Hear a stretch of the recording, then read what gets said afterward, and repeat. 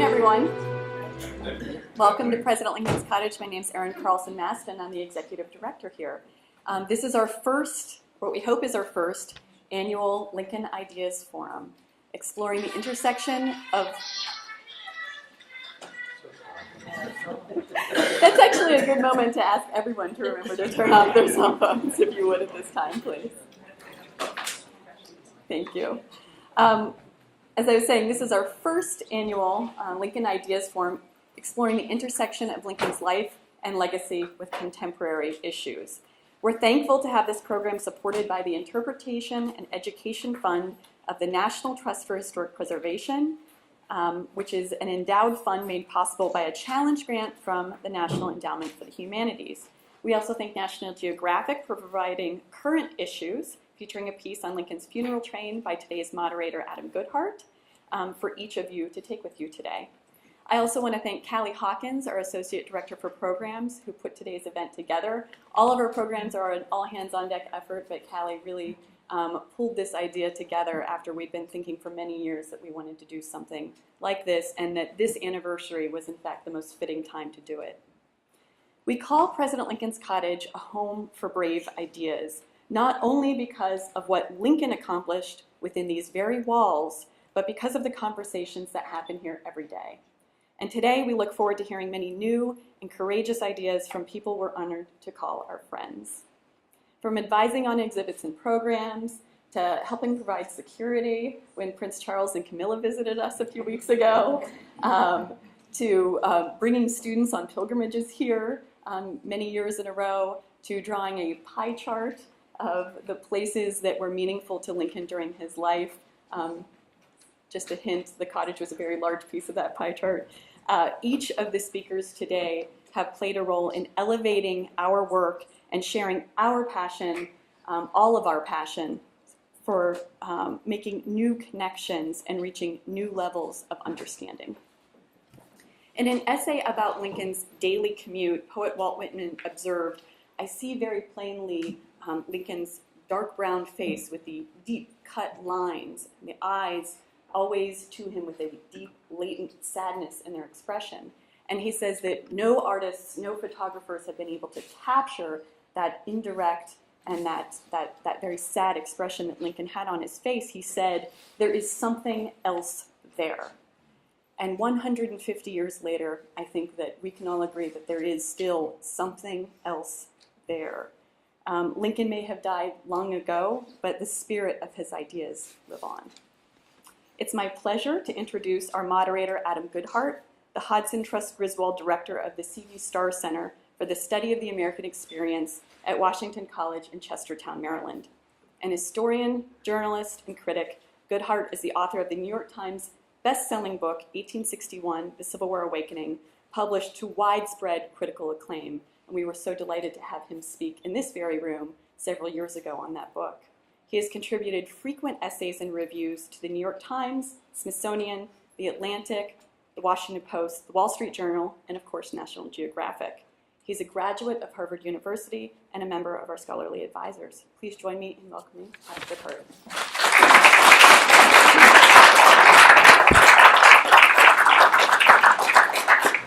Well, thank you, Erin. Thank you to Callie. Thanks to all of you. And thank you to Abraham as well. I mean, wow, to be here in this room. It's exciting. It's a little bit scary. You feel like he's sort of hovering and ready to say, "Ahem, excuse me, you just got that a little bit wrong." But it's just a thrill. We were talking, the speakers at lunch, about how if there's a moment that you stop being excited and getting chills about something like being in this room, it's just time to turn in your membership card as a member of the historical profession. I mean, that's it. So here we are. So I'm going to introduce the speakers. We'll be hearing from each speaker for about 15 or 20 minutes. There are 4 speakers. But before we start, I just wanted to speak for 5 minutes or so about the theme of Lincoln and ideas. And I wanted to start out with a story, with an episode from Lincoln's life at the very beginning of his presidency. So in the spring of 1861, as the troops of the Union and the Confederacy were taking to the field for this bloody contest that would determine America's future, Abraham Lincoln shut himself off from almost all visitors, closed the door of his office, and sometimes also came up here and closed the door to this cottage, and he wrote. For almost 2 full months, he toiled through multiple revisions and re-revisions of a 6,000-word message to Congress to be delivered on July 4th, 1861. Now, Lincoln's behavior, as you might imagine, baffled and even horrified many observers, and even people who were close associates and admirers of Lincoln, because they wondered, why is this new and untested president facing the worst crisis that the Union has ever faced in its history? Why is he pouring his energy, his time, his attention into this mere intellectual exercise of writing a presidential statement when all around the nation was being torn apart, and when he should be working full-time to arm and equip these great armies that were taking the field? Now, even, believe it or not, some of America's leading writers and philosophers felt this way, and no less than Ralph Waldo Emerson, in a private letter, actually expressed his alarm and his astonishment at this decision by Lincoln to shut himself off and write. He says, well, why doesn't Lincoln do what most American politicians do and just dash off a quick speech and then get on with his real work? But in that Independence Day message to Congress, Lincoln was arming America and himself for the long fight ahead. In that document, he laid out the political principles and the moral imperatives, in short, the ideas that would carry him unwaveringly through the next 4 years. Ideas like that this was, in his words, fundamentally a people's contest. The idea that this war was a battle not just for the future of the Union, not just for the future of democracy in America, but for the very idea of democracy for the future history of the world. The idea that disunion, secession, and democracy were fundamentally incompatible with each other, and the idea that this war, even though it seemed kind of strange and out of left field to people in those early months of the Civil War, this was a war about, in Lincoln's words, lifting the weights from all shoulders, giving to all a free and unfettered start in the race of life. So, having begun his presidency sort of falteringly and uncertainly in his very first weeks and months in office, Lincoln would henceforth lead with the strength and firmness and certainty that were unexcelled in and probably also unmatched in American history. So for Lincoln, ideas were real. Ideas were things. Ideas were weapons. And indeed, when you look back at Lincoln's biography, his entire life had been an education in this, from his very earliest years, in which books and the ideas and the words in those books defeated the deprivation and poverty into which he was born. Through his years as a lawyer, and I know there are some lawyers here in the audience today, some very good lawyers, who will attest that that's certainly a profession that teaches that abstract concepts and words have real power, power to determine lives and power even to take lives. And as I was driving up the road to get here, I looked out across those rows of graves, and I thought every one of those men was killed for, and maybe even in a sense killed by, ideas. And certainly it's also, I think, an essential fact of Lincoln's biography that for his entire life, and this is something that I haven't seen highlighted very often, for Lincoln's entire life, he never lived more than about 50 miles from the border between the slave states and the free states, whether he was in Kentucky or Illinois or Indiana or here in Washington, D.C., where he lived on the slave border. on the slave side of the border. In many places as well, including Washington, that border, the Mason-Dixon line 50 miles from here, wasn't formed by a natural barrier or geographical feature, but it was rather a border between two ideas, two conceptions of freedom. But that was a border as real and as impassable as any river or any canyon or any wall. Yet Lincoln knew that just as that border had been constructed by words and ideas, he knew that it could be demolished with words and ideas as well. And in fact, of course, it was something that he achieved, the greatest achievement of his life.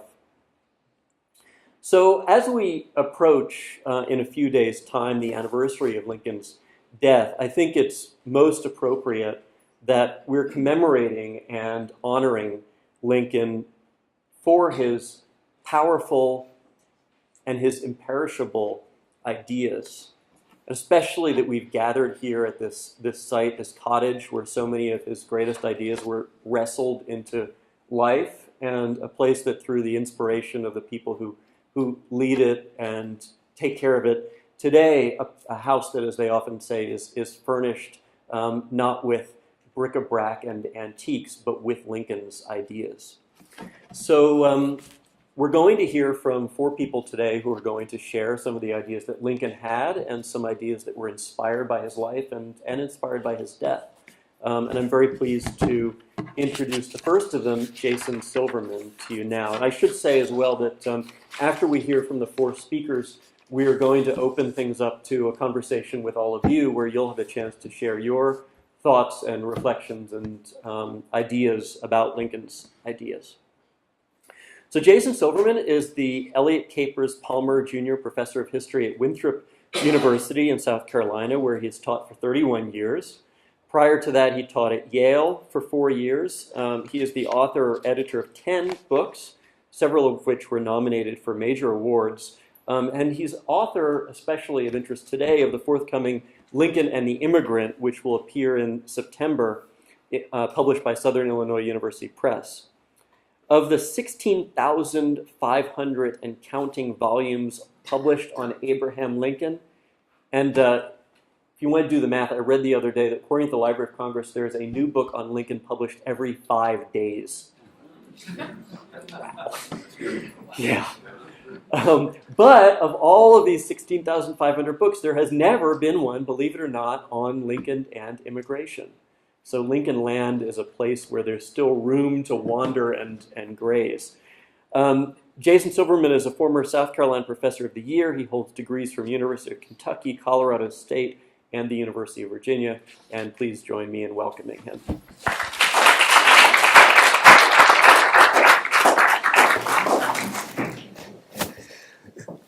Every time that I'm introduced somewhere and someone says nice things about me, I can't help but remember a story about Abraham Lincoln that I read in a county history when I was researching my book. And it might be apocryphal, but it just sounds so Lincoln-like. During his intense debates in 1858 with Stephen Douglas, Lincoln came back to his law office and was greeted by a number of his friends and neighbors. Hall wanted to tell him he had done a good job and that to keep up the good work. And he was standing there getting all of these compliments. And I think we all know that Lincoln was a pretty humble individual. But he turns to his law partner, William Herndon, and he says, "Billy, this sounds like a funeral oration. I do believe these people will be upset if I wake up tomorrow morning." I have every intention of waking up tomorrow morning, so thank you. My interest in Abraham Lincoln dates back to the 4th grade. In a vintage 1950s public school environment for teachers, as parents' night, my 4th grade teacher decided that we would have silent vignettes of history. And so some people would dress up in outfits that look like Amelia Earhart or Charles Lindbergh or Lewis and Clark or George Washington. One of the vignettes that she wanted was a vignette of the Lincoln-Douglas debates. And so I volunteered to be Abraham Lincoln. And my fourth grade teacher said, "You can't be Abraham Lincoln. You're not tall enough. You have to be Stephen Douglas." So dating back to that day in the mid-1950s, I swore by all that was sacred. I might not be tall enough to be Abraham Lincoln, but by God, I could study him my whole career and write about him, and that's precisely what I've done.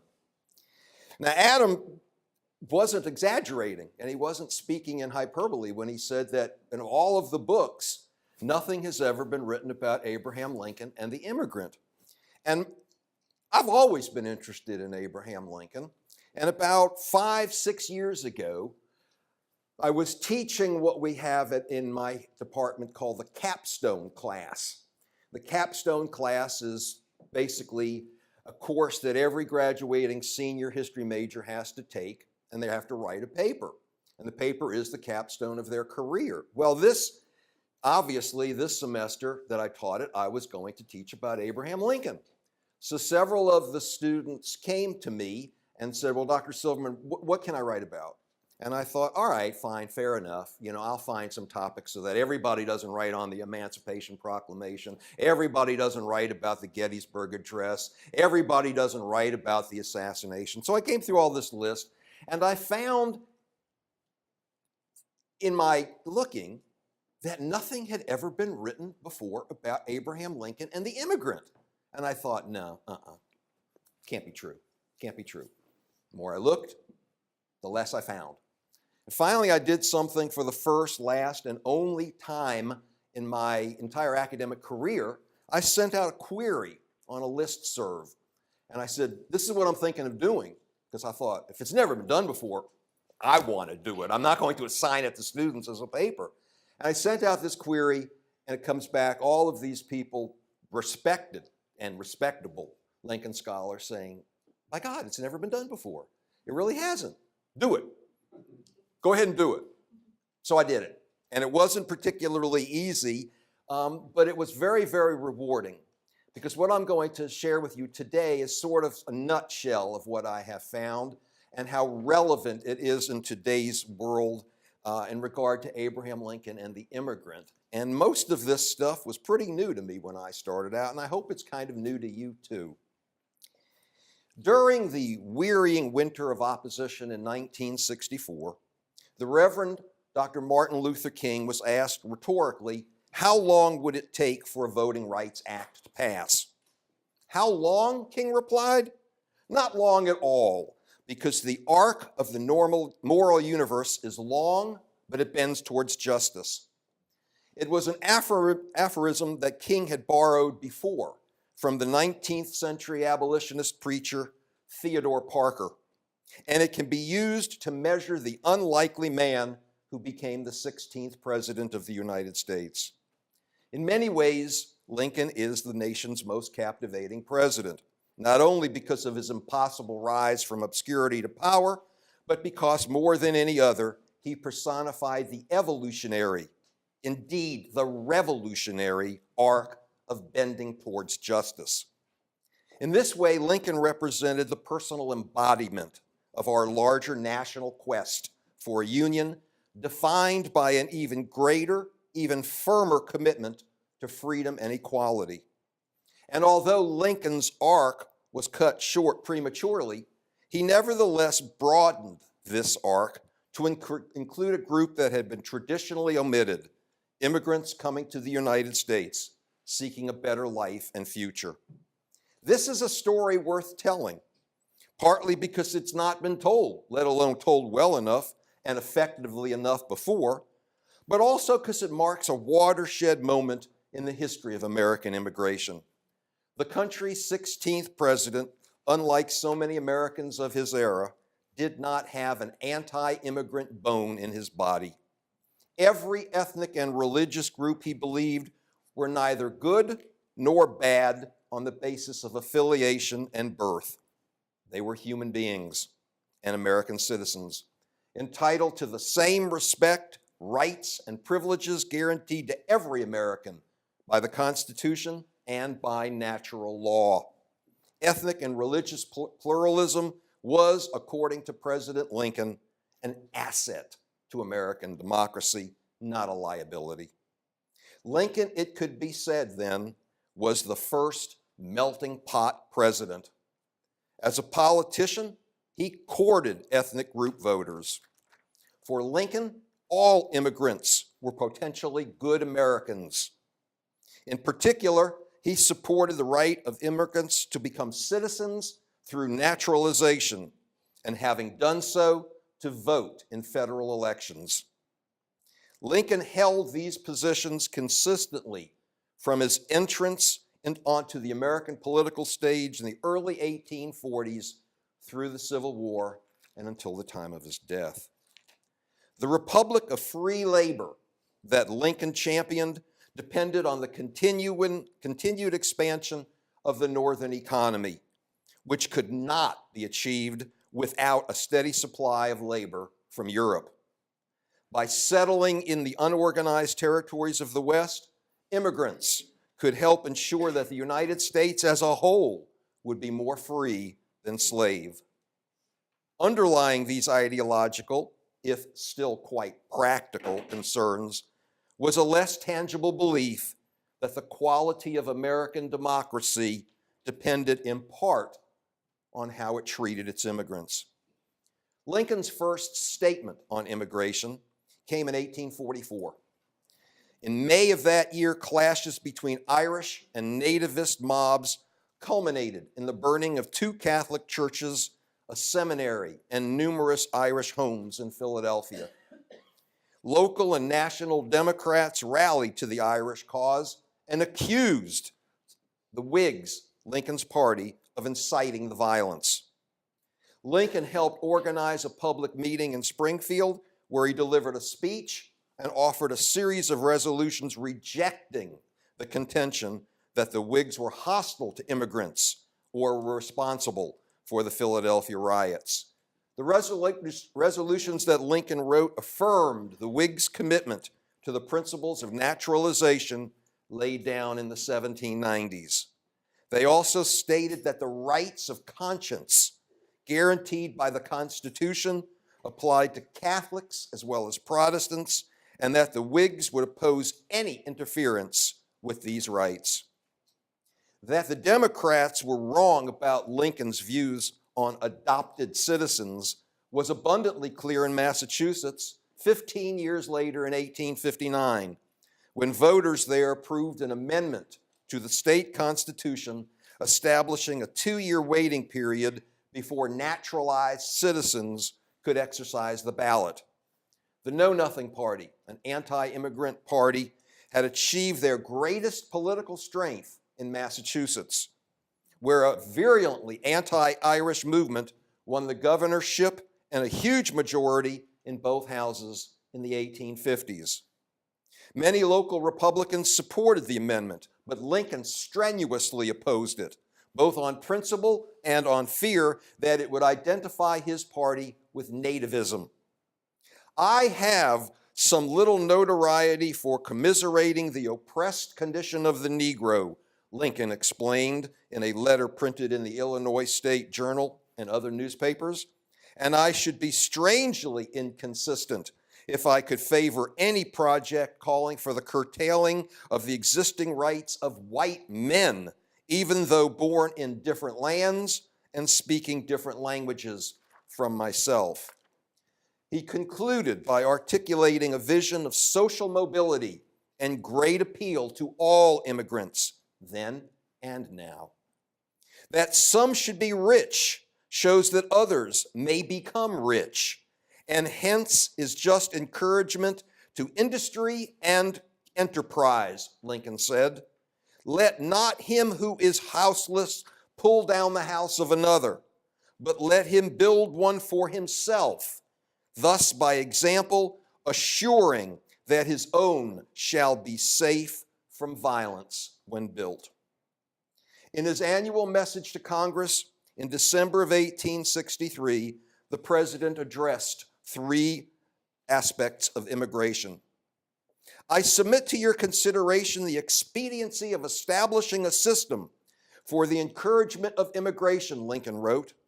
Although this source of national wealth and strength is again flowing with greater freedom than for several years before the insurrection occurred, there still is a great deficiency of laborers in every field of industry, especially in agriculture and in our mines, as well of iron and coal as of the precious metals.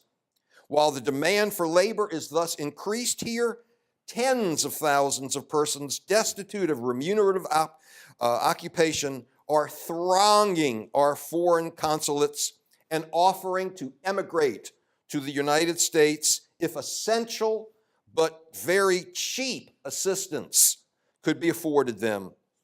It is very easy to see that under the sharp discipline of civil war, the nation is beginning a new life. This noble effort demands the aid and ought to receive the attention and support of the government.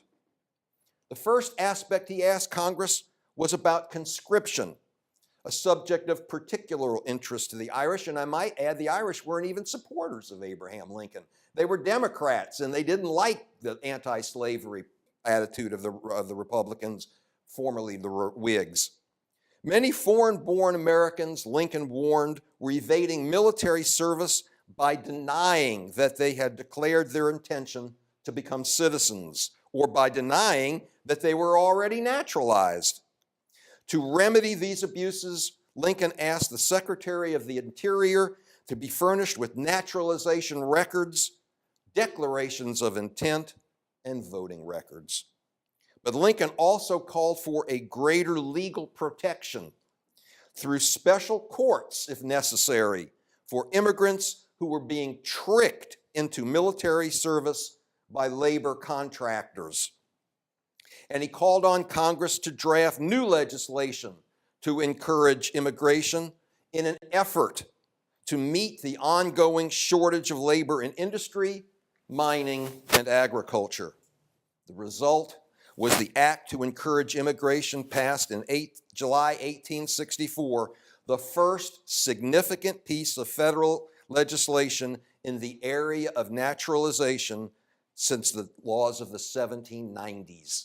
And I might add that in the sesquicentennial year of celebrating absolutely everything, Lincoln and the country's signature piece of legislation went virtually unnoticed in the papers, in the editorials, everywhere.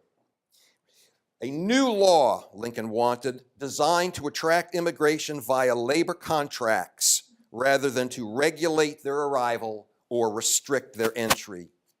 This new law clarified that immigrants could not be drafted unless they announced their intention to become American citizens, and that they were not required to become American citizens in order to stay in the United States. In his last annual message to Congress in December of 1864, Lincoln urged that the amendment law be amended to help government officers prevent ongoing frauds against immigrants, and he once again emphasized that the United States neither needed nor intended to conscript immigrants upon arrival. Though he did not mention the Irish in particular, it is obvious he had them in mind, so he was even thinking about his political adversaries. In April of 1864, Lincoln chose the occasion of a public speech in Baltimore to define the difference between two meanings of the word that he believed was so central to America's understanding of itself, the word liberty. The world has never had a good definition of the word liberty, Lincoln declared in this state that still had slavery but was about to abolish it. We all declare for liberty, but in using the same word, we do not mean the same thing. With some, the word liberty may mean for each man to do as he pleases with himself and the product of his labor, while with others, the same may mean for some men to do as they please with other men and the product of other men's labor. Here are two not only different but incompatible things called by the same name, liberty. As he often did, Lincoln went on to illustrate this point with a parable. One of the first books he has read as a child was Aesop's Fable, and throughout his life, Lincoln apparently told simple stories about animals to make subtle and profound points about important matters. The shepherd drives the wolf from the sheep's throat, Lincoln said, for which the sheep thanks the shepherd as a liberator, while the wolf denounces him for the same act as a destroyer of liberty, especially as the sheep is a black one or foreign one. Plainly, the sheep and the wolf were not agreed upon a definition of the word liberty, and precisely the same difference prevails today, Lincoln said, among us human creatures, even in the North, and all professing to love liberty. Hence, we behold the processes by which daily thousands are passing from under the yoke of bondage, hailed by some as the advance of liberty, and bewailed by others as the destruction of liberty. A few years ago, the Huntington Library in California sponsored an essay contest on Lincoln for high school students in connection with a major Lincoln exhibit. One of the finalists was a 17-year-old girl from Texas, whose forebears had immigrated to the United States from India. She wrote, and I quote, that if the United States wasn't in existence today, I would not have the opportunity to excel in life and education. The Union was preserved not only for the people yesterday, but also for the lives of today, unquote. Lincoln surely would have applauded that statement. In 1861, he said that the struggle for the Union involved not only the fate of these United States, but also the whole family of man. It was a struggle, not altogether for today, but for a vast future also. We are living in that vast future.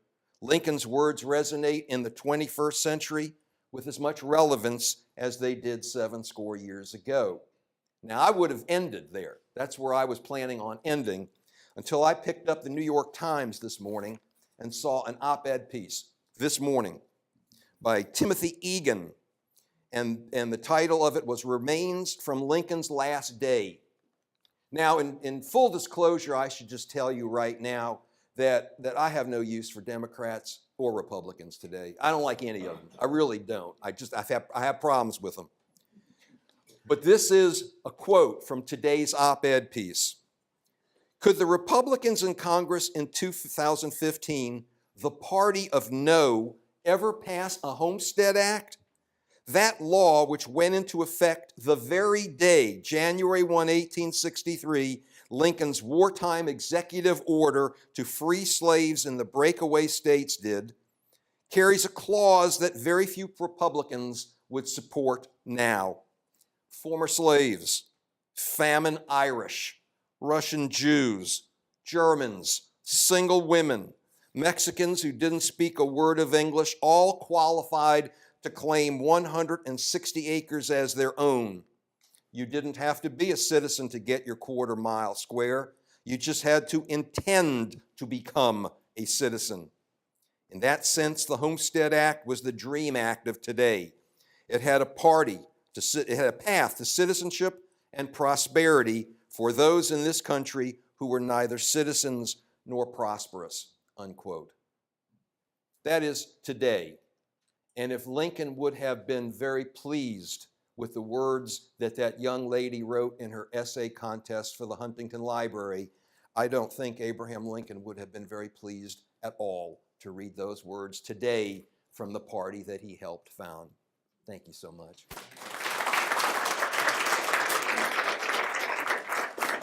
Thank you. Thank you, Jason, for those fascinating remarks. And our next speaker is Bradley Miles, who currently serves as Polaris's Chief Executive Officer, in which role he's been working on combating the issue of human trafficking for the past 12 years. Bradley played an instrumental role in the creation and launch of Polaris's operation of the U.S. National Human Trafficking Resource Center, hotline. And last year, the NHTRC hotline learned about and responded to over 5,000 human trafficking cases. So for those of you who thought that the abolitionist movement ended in 1865, it certainly did not. Brad is currently focusing his efforts on Polaris's future strategy for the next decade, which includes working towards better anti-trafficking hotline coverage to increase identification rates for all 21 million victims of human trafficking worldwide. Put that in perspective with the 4 million people who were held in bondage in America in 1865. And new data-driven strategic intervention efforts targeted toward eliminating specific types of modern slavery in the U.S. and around the world. He holds degrees in psychology and political science from Stanford University. Please welcome Bradley Miles.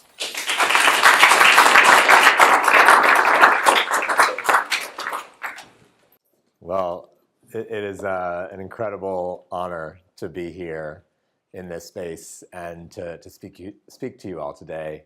And thank you, Dr. Silverman. That was an incredible talk, and also so relevant for today when we talk about the modern slavery still of immigrants being tricked by labor contractors, the same purpose that Lincoln wrote that law. So what I'd like to try to speak to you all about today for the next 15 or 20 minutes or so is to address this central question, which is, if Lincoln were alive today and someone informed him that there was modern slavery still happening in the United States around the world, how would he react? How would he feel about it? What would he think? What emotions would go through his mind? And to find out that the Emancipation Proclamation and the 13th Amendment and the end of the Civil War and all the things that he fought for, especially that he thought were taking hold right as he was assassinated, to find out that 150 years later that slavery was alive and well in America and around the world, how would he react? And I think that he would have a few different reactions. One, I think he'd be curious about, well, what is it and how's it still happening and what does the problem look like? And I think that he'd want to know what was being done about it and who was going to finish the job that he thought was finished. So what I'd like to speak to you all about today is to try to talk about the problem of modern slavery and what it does look like, and then talk about what is being done about it and toss some ideas out there about what more could be done about it. So starting with the problem. You heard Adam share the statistic. The International Labor Organization estimates that there's about 21 million people around the world held in forms of slavery, modern slavery, forced labor each year. And there are some studies, academic studies and other studies, that put the number as high as 35 million. And when you estimate the profits that are made off those 21 million people held in slavery, the International Labor Organization estimates that human trafficking is a $150 billion global criminal industry, one of the fastest global criminal industries in the world. And here in the United States, we're not immune to the issue either. I think in the United States, lots of people would like to say, well, I can understand it happening in Cambodia or the Ukraine or somewhere far away. But surely not here in the United States. In the United States, we know that there are hundreds of thousands of people who are still held in situations that would be defined as modern slavery. At Polaris, we're a direct service provider. We've served 700 survivors of trafficking. And on the hotline that we operate for the country called the National Human Trafficking Resource Center, we've learned about over 17,000 survivors of human trafficking and modern slavery just through that hotline. And we know that that's just the tip of the iceberg. So hundreds of thousands of folks here in the United States still held in these situations. So there's a federal law that was passed. It was passed in the year 2000. It's called the Trafficking Victims Protection Act. And the Trafficking Victims Protection Act was a modern day attempt to pass another law to address forms of modern slavery. It's passed unanimously through Congress, and it defined the new federal law of what's called trafficking in persons. And it describes three different buckets. One bucket is children who are being exploited and held in the sex trade against their will. Another bucket is adults who are age 18 or over, held in the sex trade through some sort of force or fraud or coercion, violence, lies, threats, deception. And then the third bucket it describes is all the forms of labor trafficking and forced labor, where people are being forced to work as domestic nannies in agriculture, in mining, in construction, in restaurants, all the different places where people can be forced to work, again, through that form of force or fraud or coercion. So the Trafficking Victims Protection Act defined these three buckets of how the conception of the law would be going forward. And interestingly enough, they were looking for a place to put those laws. Where in the US canon of criminal law should we put these new laws that we just defined on modern slavery? So they flipped through all the laws and they found this chapter, which is Title 18, Part 1, Chapter 77. And it was this old chapter where all the laws that were passed from the 13th Amendment and others were codified to make committing slavery a criminal act. And if you read some of those old laws, it says, transportation aboard of slave vessel. And all these other things, you're like, well, how would that actually apply today? And those laws went through 1581 to 1588. And so in the year 2000, they decided to pick up that count again. And the new laws that were passed in the year 2000 were 1589, 1590, 1591. So the laws that are worked on modern day slavery today that are still being prosecuted across the country are 1589 and 1591 are the two main ones, where in that chapter, history and the modern day are blended together. So you have this federal law that happened. And the federal law also, by clarifying the definition, helped to highlight some of the myths that are out there that people think about the issue of modern slavery. I think one of the biggest myths that people think is that somehow it only happens far away and that it doesn't happen here in the United States. Another myth that people think is maybe it only happens in the sex trade. That's what they hear about in the media. That's what they read about. They see the movie Taken. It's a woman forced into a brothel. They don't realize that actually forced labor and people being forced to work against their will is actually the largest form of modern slavery in the world, with 68% of the victims around the world being forced to work in some sort of labor or service sector. Another myth out there is that when you hear the word trafficking, you think movement. You think, oh, well, this is kind of like smuggling. It's kind of like migration. Where was she moved from here to there? And actually, the law very clearly said this is not a crime about movement. This is a crime about exploitation. This is a modern day form of slavery. So you have hundreds of thousands of folks here in the United States, 21 million people around the world, $150 billion criminal industry happening to men and women, adults and children, immigrants as well as US citizens, people coming here documented on different types of visas, guest worker visas, H-2A, H-2B, the summer visa to come here for summer work, the J-1, the diplomat visa to bring your nanny over with you if you're a diplomat working for the World Bank, the A3 or the G5. You see people actually committing modern slavery with legitimate visas, not just people who are undocumented. And one of the reasons that we know that the crime is growing so fast is because traffickers perceive that society is kind of ill-equipped to respond to the modern day issue. People either don't believe it's happening, or the nonprofit sector hasn't been resourced to effectively fight it, or law enforcement hasn't been resourced to effectively fight it. And so the current status quo is that traffickers are going undeterred and victims are still stuck in a cycle of abuse. So around the world, less than only 2% of the victims of modern slavery are found and identified every year. The other 98% are still stuck in those situations. Around the world, there's only about 6,000 convictions for the crime of human trafficking globally, when we know that that's about less than 1% of the total people committing the crime. So the other 99% say, it's open season, high profit, low risk. I can make lots of money by selling people in the sex trade or by forcing people to work, and the chances of me getting caught and actually punished are actually quite low. So that's why this is one of the fastest growing crimes, is because of that high profit, low risk. Who's being victimized? I think we could all guess, especially from what some of Lincoln's statements were with some of those bills. Those who are the most vulnerable: immigrants, people who grew up with a cycle of abuse, people who are runaway and homeless youth, people who are fleeing war and fleeing political unrest, maybe the people fleeing Syria and Yemen right now and what's going to happen to that vulnerability.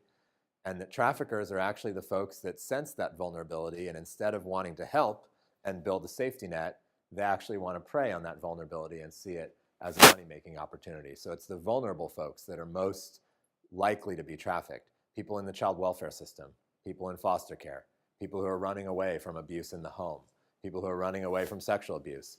There's a pimp waiting on the other side saying, I'm going to capitalize on that. So that's who this is happening to around the world.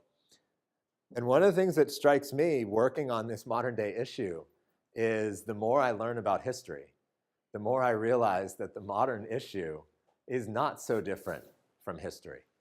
And the industries where slavery has happened all around the world for thousands of years are the same industries where it's happening now: agriculture, construction, mining, fishing, domestic work, parts of the sex trade.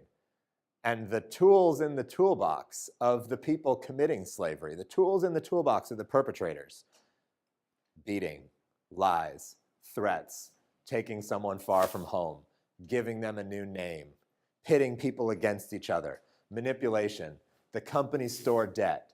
All those old tools in the toolbox are still very much alive and well today that traffickers are still using. And I think the biggest difference between history and now is that now, no longer anywhere in the world is it legal to own another person as property. Every country around the world, including Mauritania and others, have abolished those laws. And now it's not the systemic targeting of a certain race and a certain people the way that it happened historically. But now it's much more heterogeneous, but it's very much, I think, as prevalent and as alive today as it was all throughout different parts of history. And I think one of the things that might be so troubling to Lincoln is to find out that when you mentioned the arc of justice, it actually is the same arc of slavery that has existed through every single day in American history since the country was founded. It never stopped. It didn't stop in 1865. It didn't stop with the Emancipation Proclamation. If you read about the convict leasing that happened in the 1880s, if you read about what happened to some Irish immigrants and others with white slavery and others in the brothels in the early 1900s in New York City and other places, if you read about what was happening to Asian immigrants and the, quote, yellow slave trade, and you visit some of those tunnels that are under San Francisco's Chinatown where young girls were held in brothels in the early 1900s, if you read about the Mexican immigrants coming here to work in farm work and the bracero system and things where there was slavery also happening, you begin to put the thread together and you say, let's apply this modern day definition of kids held in the sex trade by pimps, adults held in the sex trade through force, fraud, or coercion, and anyone forced to work through force, fraud, or coercion, and let's take those lenses and apply them to the 1970s and 1950s and 1930s and 1890s, 1670s, 1720s, and you realize it's the same exact arc. And that's what I think is so disturbing, is I think Lincoln would realize the job was never finished. So what's being done about it? I think there is some hope here. I think Lincoln would be happy to know that there are federal laws being passed, the Trafficking Victims Protection Act, the bills that are being heard before Congress, even as we speak. There's been about 13 bills that have been introduced in the Congress addressing all different forms of trafficking. I think Lincoln would love to know that there's political will on this issue from President Obama to the cabinet to governors and attorneys general and others all across the country, even extending all the way to the Pope, who's been making this issue a major priority since he became Pope. So there is political will. I think Lincoln would love to know that there's actually a network of nonprofits that have grown up, that are founded exclusively to work on this issue. Because when you learn about some of Lincoln's philanthropic activities, which I learned from Aaron and Callie and others, that he was giving philanthropically to organizations that are working with people who are held in slavery. And he would love to know that there is an outcropping of nonprofits working on this issue. Polaris is an organization that was founded about 13 years ago, named after the North Star, to give a nod to history as a symbol of freedom for people who are escaping the Underground Railroad, looking to that North Star and recognizing it's the same star that we're looking at every night, and that symbol of freedom can still be there. So that's where I work, but there's hundreds of other organizations working on identification, therapy, going out with the police to find victims, shelter, counseling, job training programs, awareness programs. There's a whole modern day movement working on this issue. Law enforcement's getting better equipped to work on the issue. There's human trafficking task forces across the country. There's human trafficking specialized units in police departments. The DC Police has a human trafficking unit now that used to be the Vice unit, but now they're beginning to realize that most of what that Vice unit was doing was actually finding pimp-controlled women and girls in the sex trade, and they were misidentifying them as trafficking victims, thinking that they were simply prostitutes, and not realizing what was happening behind the scenes, that they were being controlled by pimps. So now that unit's the human trafficking unit. Survivors are speaking out, just like survivors in the historical movement led the movement in many ways. There are survivor organizations and survivor-led organizations and survivors speaking out and saying, this happened to me, and now I want to be a champion for this issue. So there's a survivor-led element to the movement that's happening, which is incredibly exciting. There's awareness campaigns. You saw the movie 12 Years a Slave that won the Best Picture, and then Steve McQueen, the director, and Brad Pitt and others who worked on that film actually said, let's use that film to generate a conversation about modern slavery, not only about the slavery that happened that was depicted in the film. So there's films, there's books, there's media articles, there's student groups. And President Lincoln's Cottage here is working with students opposing slavery, mobilizing high school students across the country and around the world. So there's a growing momentum to the movement. There's hotlines. Polaris operates the national hotline for the United States, where we have staff at our offices 24/7, sitting there awake, receiving calls from people all across the country. Because what I think Lincoln wouldn't have anticipated maybe is that you don't have to only rely on horseback and the Underground Railroad and a star to find your way at night. People have cell phones in their pockets now. And we could do something with those cell phones, because people who are held in slavery actually have phones. And they can shoot a message via text, and they can make a phone call. But the tragic thing is most of them don't know the number to call. And so how can we get that number out there more and say, if you're being held in slavery by a pimp, shoot us a text message at BeFree, 233-733. And there are people who are actually stuck in these situations where we'll get a text from inside a hotel room that's like, my pimp just beat me, but he fell asleep. And while he's sleeping, I'm shooting you this text. But I don't want him to wake up, so I don't want to make a phone call. But I'm shooting you a text, and can you send the police? Can you send someone here so I could get out of this hotel room before my pimp wakes up? And that was actually a text that we received just a few weeks ago. So people are making those messages. That is the kind of modern day element of the Underground Railroad now, using global telecommunications technologies. So there are things like that. But even historians are making the linkage. There's the Historians Against Slavery effort that Jim Stewart and others are working on. So I think that Lincoln would be heartened and excited to hear about the movement. But I think that he would also be impatient to know that our movement is not having the impact that it needs to have. If we're only identifying 2% of the survivors every year, if we're only having 6,000 prosecutions around the world every year, I think he'd realize there is so much work to be done to finish this unfinished job of actually living in a world where there is no slavery. So some ideas.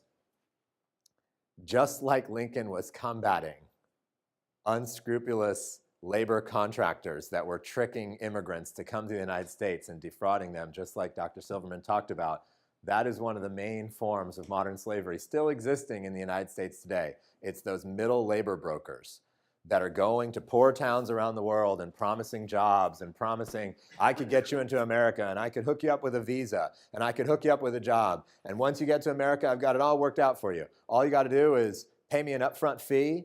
And if you can't afford the fee, you can go into debt and I'll give you some debt that you can do, but get to there and then I'll hook you up with a job. That's happening in the shipyard building industry. That's happening with workers on golf courses. That's happening with workers who are hotel housekeepers. That's happening with so many different places where it's the labor recruiter that's engaging in trafficking. So what are we doing to regulate that industry of those labor recruiters? And how are we tightening up some of the regulations on that industry, just like Lincoln was trying to do back in his time? So that's still happening as one of the dominant forms of slavery around the world and in the United States, are those labor brokers. Another idea, if we're going to be using this text message line, how do we get that line out around the country? We've only received about 2,000 texts so far and helped about 200 people get out of slavery as a result of a text. But that means that only a sliver of the American population even knows that that text number exists. How do we get that concept of 233-733, be free, out there across the country? Another idea, State Department came up with this great idea that said, well, if anyone's coming to the United States to work on a visa, we have a moment of intervention there because they're sitting there for the visa interview. So in that moment of intervention, we're going to tell them about their rights. And we're going to tell them about what work needs to look like when you come to America. And we're going to have a Know Your Rights session in your visa interview. We're going to give you a pamphlet. And if you can't read the pamphlet, we're going to read it to you in your language. And so all these people coming to the United States now on all these different types of visas are given this Know Your Rights pamphlet. And on the Know Your Rights pamphlet, it says, if you get here and it's a bum deal and it's not what you expected, call this number. And it's the National Human Trafficking Resource Center that rings at Polaris. So we've received thousands of calls from folks saying, so glad I learned about your hotline because when I got to America, this is what was in store for me. And so how do we work with countries around the world to ensure that that know your rights concept doesn't just exist in America, but exists in every country around the world, anywhere where there's visas? If I'm traveling to somewhere and I need to get a visa to get to that country, someone should sit down with me and say, if you get there, here's what's going on when you get there. Here's your rights and here's a hotline number to call. I think we can extend that know your rights concept to 100 different countries. So we could be getting text messaging out there. We could be getting this know your rights idea out there. We can be regulating labor recruiters in a different way. There actually is not a global hotline on human trafficking. We've tried to map out hotlines around the world. We found about 70 countries that have them. The rest of the countries don't. We found about 100 hotlines around the world, but there are certain countries where if you're stuck in slavery, unfortunately, there isn't really a number that you can call. Canada, for example, no national hotline. Costa Rica, no hotline. So why is it that someone who happens to get victimized in Taiwan knows the number to call, but someone who's victimized in this other country, there's just not a number for them to call? So how do we work towards more hotlines around the world? How do we work towards even a global hotline where there can be one number that people memorize all around the world? The other thing that I'd say too is there is slavery in the supply chains of certain companies. And it's a conversation that people don't want to talk about because it's much easier to keep the issue at arm's length when you say, well, it's that pimp doing it to that girl in foster care, but that's not like me, right? But when you begin to say, well, maybe slavery was in that little sparkly eyeshadow that you put on your eyes because it was mined in certain parts of India, or maybe slavery was in that rug that you bought for your house. Maybe slavery was in this white undershirt that I'm wearing because that cotton came from a certain place that was picked with slavery. Maybe that cheap shrimp that I bought to cook fried shrimp at my house and I bought at a certain store, that shrimp was actually picked by slaves who were held in awful situations on slave boats off the Thailand shores and the New Zealand shores. And you realize that there's actually slavery riddled in so many of the products that we all use every day. Palm oil, one of the products that have made it in so many different products. They call it kind of this miracle product, the miracle commodity of palm oil is being picked and harvested in horrible conditions in different parts of Indonesia and other places. And palm oil makes it into so many products that are in our day-to-day. So all of us, whether or not we know it or not, may be consuming, contributing to different things where slavery was part of it. And just like in the past when people said, I won't take sugar in my tea, if this sugar was picked by slaves, how do we build some sort of modern day consumer movement where people get much more thoughtful about every single purchase they make? They say, can you guarantee that this thing I'm about to buy didn't come from any slavery? How do we create that consciousness amongst all of us? So there's so much still to do. And there's so much progress to be made. And it's an enormous, enormous issue that's being combated in the modern day. And I think the folks that are working on it are drawing inspiration from history, learning about what was done in the historical fight, realizing that it's the same arc, and that we're really continuing that fight. And how do we actually continue that fight today? And I think probably one of the things that Lincoln would probably be the happiest about is to know that we were all standing here in this bedroom when he wrote the Emancipation Proclamation here, that President Lincoln's Cottage has kept those ideas alive and is still stimulating these conversations about how those ideas apply to the modern day and the modern fight against slavery, and that we're all here today to have this conversation. So thank you so much. Let's have a good afternoon. I see that the ideas are already buzzing and bubbling around the room, which is great. And do save those thoughts for our conversation at the end, which, by the way, it's not going to be a Q&A with the speakers. It's really going to be a chance for you to share ideas that have been inspired by these speakers. And our next one, I know, is going to spark a lot of thoughts. His name is Brian Dixon, and he is a special agent with the Department of State's Bureau of Diplomatic Security. He was hired by Diplomatic Security last year in 2014 after having served in the Secret Service Uniform Division since 2006. The Secret Service, of course, coming directly out of the Lincoln era, as he will tell us. During his career in the Secret Service, he worked as an access control officer securing the White House complex from unwanted individuals and intruders. He He worked as a patrol officer around the White House with postings throughout the building and neighboring buildings. And he also worked at 3 United Nations General Assemblies in New York and provided security for 2 presidential campaigns and inaugurations. So he, perhaps more than any of our other speakers today, has been really front and center in experiencing history. As part of his training at the Secret Service, Brian Dixon received the Physical Fitness Award and the Firearms Qualification Award for Basic Officer Class, Firearms Qualification Award during Special Operations Training. A lifelong student of the martial arts, he has a 2nd-degree black belt in Taekwondo and has trained in various types of kickboxing and jiu-jitsu, so I really hope I haven't offended him with anything I've said in my introduction, but please welcome Brian Dixon.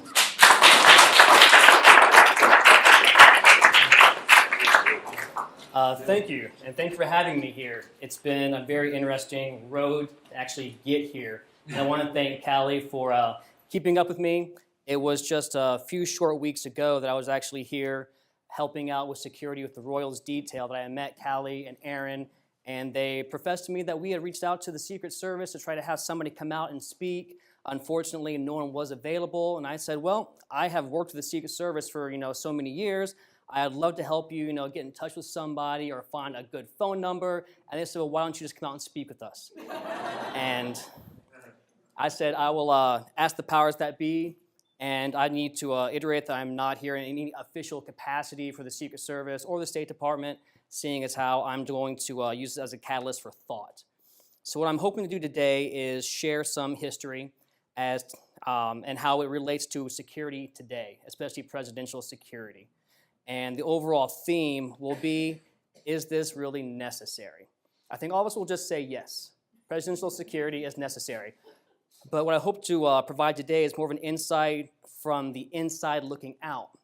I know for the visitor to the Washington area, when they see a 20-car motorcade barreling down the road, it's very much a delight. But to the average worker in D.C., it's much to their chagrin that they see the MPDC cars roll by with lights and sirens, and the intersections are stopped for 10, 15, sometimes 20 minutes. And all of us know that 20 minutes in D.C. could mean, the difference between making the pivotal meeting at your corporate office or being disqualified from that and possibly losing your job. So I'm going to start with that basic question. Is presidential security necessary? And if so, how much is enough? And so going over the basic security for President Lincoln, it didn't exist much back then. As history will tell us, it was a difficult idea, difficult concept to say, you know what, there are forces out there, forces of evil, whatever you might want to call them, that want to do us harm. So for President Lincoln, he preferred to go horseback riding by himself. He didn't want security, he didn't want people around him, and there's such a case where there was an assassination attempt that actually a person shot his hat instead of him, although Lincoln denies that. The hat was found with the musket hole in it. So yes, never underestimate somebody with a musket rifle. He also used security by the Pinkerton agents. Now, the Pinkerton agents, Alan Pinkerton, today you would call him probably Eric Prince, the founder of Blackwater. It was almost like a privatized militia. The Pinkertons were used as agents to use coercion for protection. They were helped to provide security, and they helped provide security for Lincoln during the Civil War. Unfortunately, they were not there on the night that he was assassinated. Nor was the MPD officer that was stationed outside of his door. During the final act, it is said that Lincoln allowed that MPDC officer to leave, and he was released and was next door at the tavern with the coachman having drinks. The officer was later questioned about it and had said, "I'm very sorry." Lincoln said that I was released from having to guard his suite, and therefore there was nobody at his door. And John Wilkes Booth, of course, came in, and we all know the rest, what happened. Also interesting, because you would never think today that Tom Cruise would go to a movie and assassinate the president. Nor do they think that back then would a famous actor such as John Wilkes Booth actually enter into a booth and shoot the president, dive onto the stage, and then make a valiant getaway, or try to.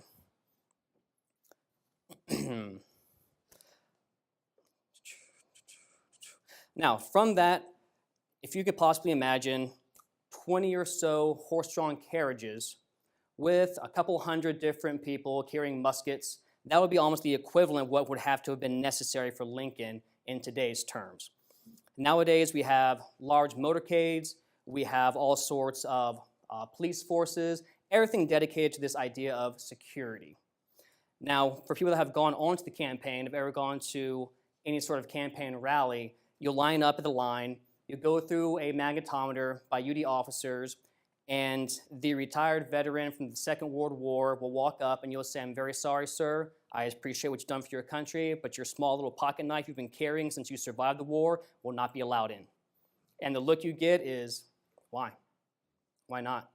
You know, what is there about me? What is the threat that says, hey, you can take this away? I mean, I was a war veteran.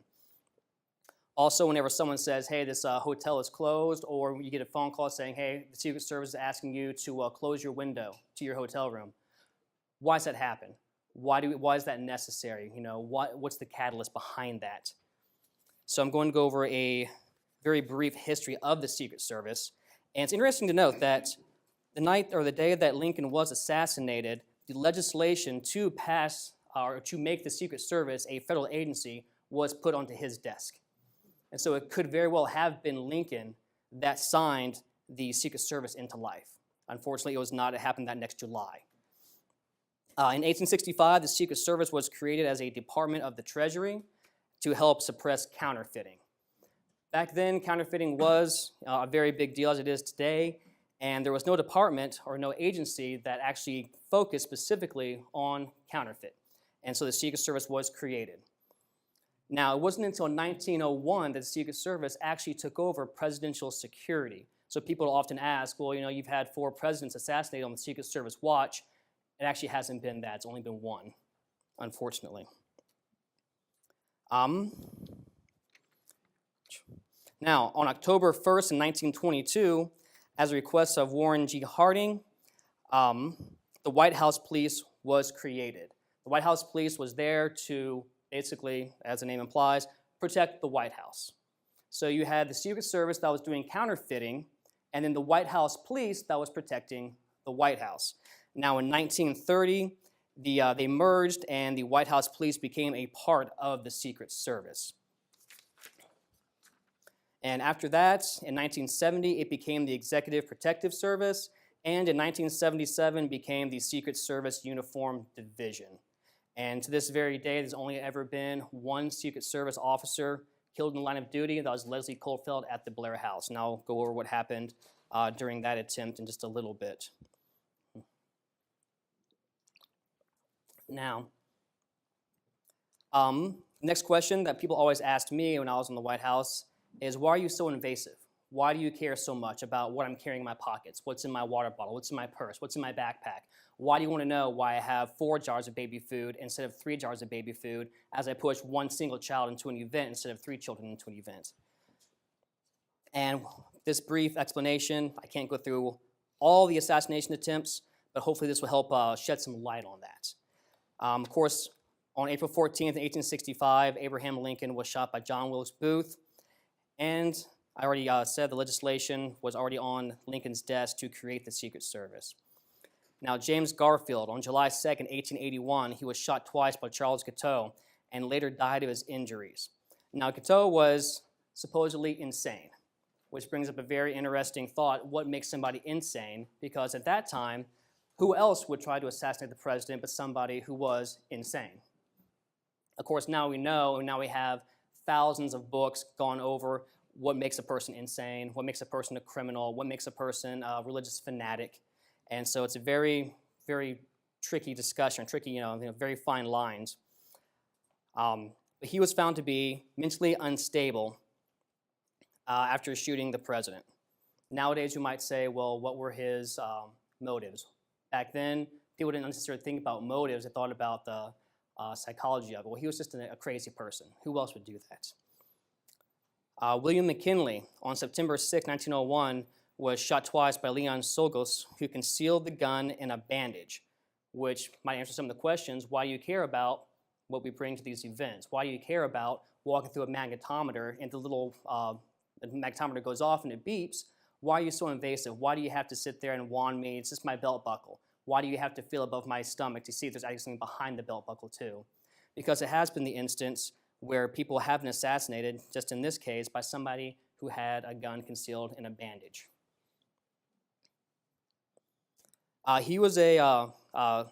Leon Sogos was a self-proclaimed anarchist and no longer the crazy person, but somebody who had actual political affiliations. Although not really sure what he would have gained by this assassination, he still claimed, I have a reason, I'm not insane, this is what it is that I am, this is what the reason is that I am doing this.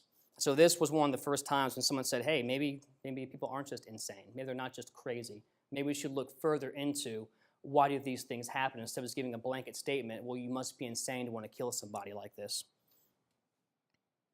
And it was after that event in 1901 that the Secret Service took over security. They're asked by Congress, will you please do this? And officially the year later, the Secret Service took over security for the president. And for John F. Kennedy, we all know, 22nd November 1963 in Dallas, Texas, he was shot by what the media is now calling a long gun. And it's become the new hot word recently with all the different events going on in the world right now. He was riding in an uncovered limousine, and it was very exposed, and even though he was traveling, was still shot multiple times by Lee Harvey Oswald. That took a very different turn for presidential security because now we have to take into consideration how much exposure can our protectees have? Can we let them sit there and ride in a limousine that's uncovered? Does it have to be inside of an armored vehicle at all times? Can the public even see them? And if the public or somebody is in a window, do you make that person move away from the window? Do you have to have somebody watching that person at all times? So now we have to take consideration, okay, well, there's not just people in a crowd, not just weapons disguised as bandages. Now we have actual former military personnel who are well trained with these weapons that can actually make these types of shots even on a moving target. Revolutionized how we thought about security and the precautions that we now have to take, and unfortunately, it's society at large that suffers because now instead of taking an hour to get into a campaign event, it takes 3. And now it's why, you know, Grandpa's pocket knife is being taken away from him.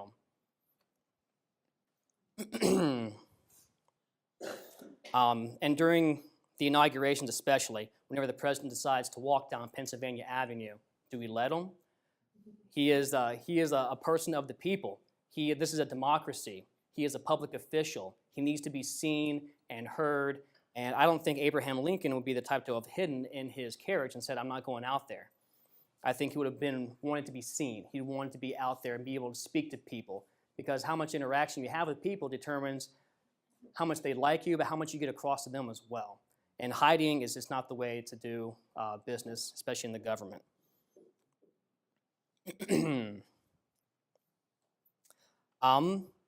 Those are all of the actual assassinations of presidents. I'm going to go through some of the attempts and to further kind of explain why we do some of the stuff that we do. I love this example because Andrew Jackson seems to be a man of my own heart. And while on the steps of the Congress in 1835, Richard Lawrence pulled out a revolver and decided he was going to shoot Andrew Jackson, and the gun misfired. He pulled out a second revolver, or a second musket, and decided, I'm going to shoot him again, and that misfired. He was subdued by Andrew Jackson, who beat him severely with his own cane. And was later arrested. Of course, he was also said that he was going to be mentally insane. He was a painter by trade, and they said, well, why would a painter want to kill the president? He must be insane. Of course, now we know that we can't just call people insane. Another great example, I love this one too, of Teddy Roosevelt on October 14th in 1912 was shot by John Schrank, who was also later found insane. Now, the bullet hit a 50-page speech that Roosevelt had. The speech was folded over once, and it also hit a metal glasses case that he had in his pocket. And the bullet still lodged in his ribs. Once Roosevelt realized he was not in mortal danger, he still gave his speech. And I believe he said it's going to take more than a revolver to put down a bull moose or something to that effect. Another man after my own heart. It was also the one that said whenever Schrank was dragged down, don't hurt him. You know, leave him unharmed. And he was arrested and taken away. The bullet actually remained in his ribs until the day that he died. They could not remove it. It's quite tenacity for a president. Franklin Roosevelt, on February 15th, 1933, this one is still up in the air as to if Roosevelt was the actual target, but he was shot at 5 times by Giuseppe Zangara, but all the shots missed. The mayor at the time actually died. They thought that he might have been the target since he was opposed to the Al Capone gang. But that's still a debate and still not really sure exactly what happened there. Harry S. Truman, on November 1st, 1950, was attacked at the Blair House by 2 Puerto Rican activists. Leslie Colfelt, again, a White House police officer, died in the attack, but he was also able to kill one of the attackers, and the other attacker was also wounded. And Truman was in danger, but was never harmed. They were doing renovations of the White House at that time, and he was staying there at the Blair House whenever they decided to act. And every year, they still have a wreath laying for Officer Colfelt on Pennsylvania Avenue.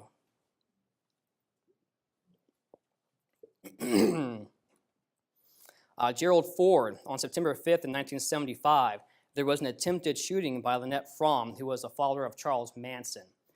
To those that know how a gun operates, she was carrying a Colt 45 1911 pistol, and it had 4 rounds in the magazine, but one had never been chambered into the weapons. The weapon didn't have a bullet in the chamber, as they say. She still tried to shoot it from the crowd, but all they heard was a click, and she was subdued immediately by the Secret Service agent standing right there. So that also is the question, why do you guys walk through crowds? Why do you sit there, want to get my hands out of my pockets? Why are you so adamant? Why do you shake my elbow about it and say, hey, get your hands out of your pockets? What's that? Why do you walk through a kitchen and say, chef, put your knife down real quick.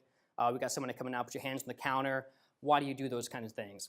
And these are some of the examples of why we have to be that invasive in people's lives whenever security is conducted.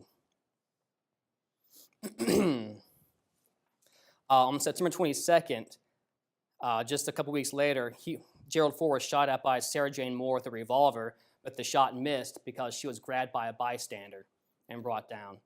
Again, another lone gunman in the crowd. And this has been kind of the overall theme up until this point, or actually up until Ronald Reagan's point, I'll go over in a second, of this idea of the lone wolf, the lone gunman. What is the lone gunman? What are their motivations? How do they differ from the anarchist or the person that has political affiliations that wants to see an actual gain, either financially or religiously or ideologically? How do those two differ? And that's something that I really can't answer today because no one really knows. What's the difference between a lone gunman because his ideas any less important than the political assassin? In their minds, probably not, because they're still trying to assassinate somebody. Ronald Reagan on March 30th, 1981, was shot by John Hinckley Jr. at the Washington Hilton. Those tourists like to go to the Hinckley Hilton. They'll notice they actually built a brand new area where the presidents are now taken for ingress and egress during that time.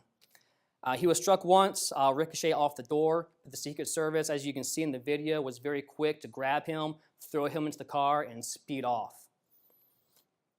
Again, if you notice the changes in how security is done, it used to be, well, maybe we'll have a security guard, by the president or by the protectee, whoever it is. Now it's 4 or 5.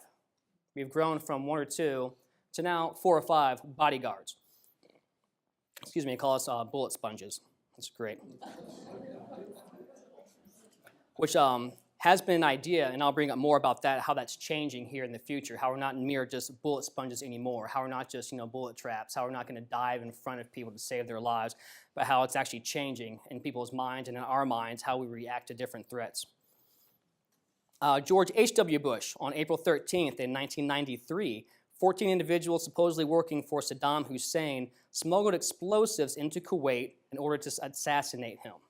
Now it's no longer the lone gunman, the lone wolf. Now it's actual people getting explosives, which probably don't cost a dime or two. They're probably kind of expensive, so they have to have money, a place to get it. They have to have a place they can smuggle it into. They have to have resources. So now it's no longer it's just somebody in the crowd that's going to take a gun and stick it out.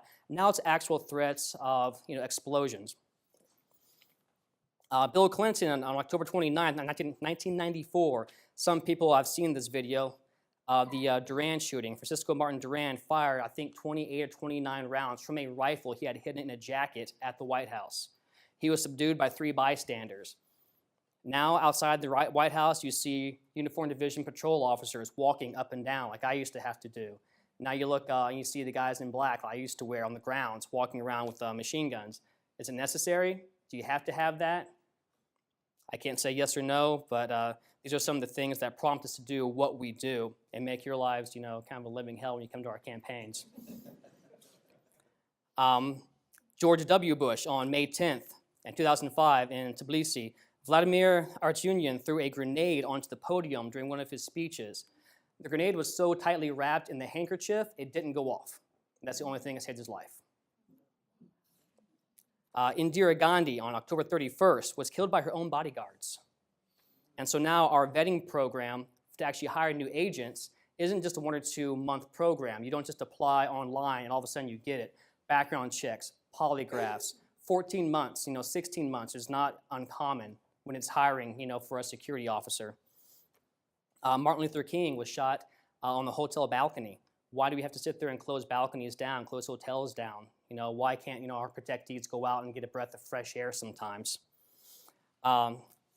Nobizada Lincoln Ali Khan, one of the founding fathers of modern Pakistan, was shot twice in the chest during a public speaking event, and the motives to this day are still unknown and reportedly investigated. King Faisal of Saudi Arabia was shot by his half-brother's son, his own nephew. When ceremonially they'd walk up to each other and give each other a kiss on the cheek. As they were doing that, his nephew shot him in the head.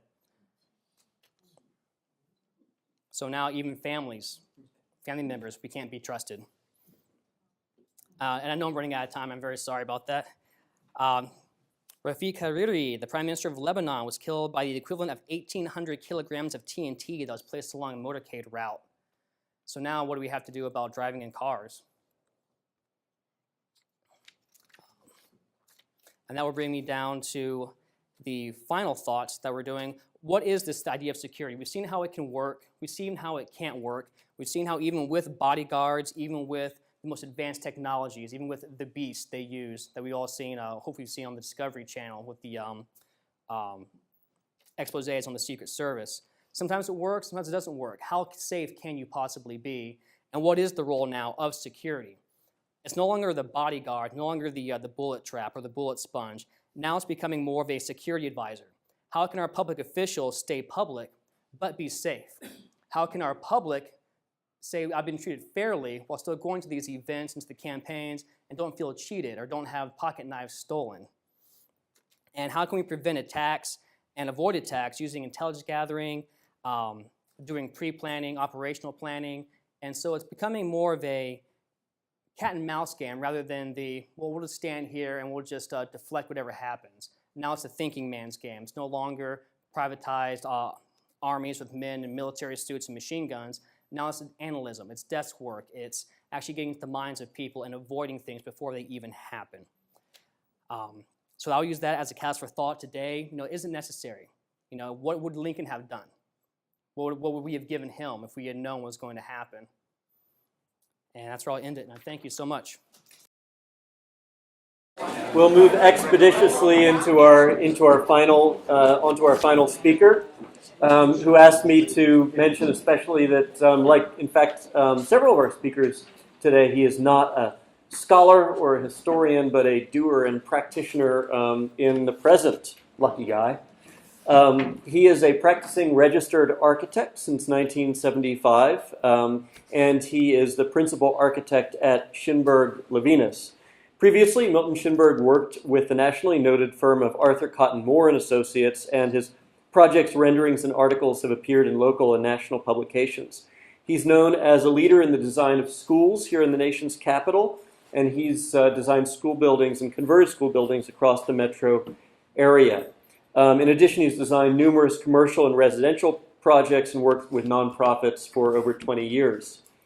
He's made many presentations before the United States Commission of Fine Arts and other boards and received awards from the American Institute of Architects.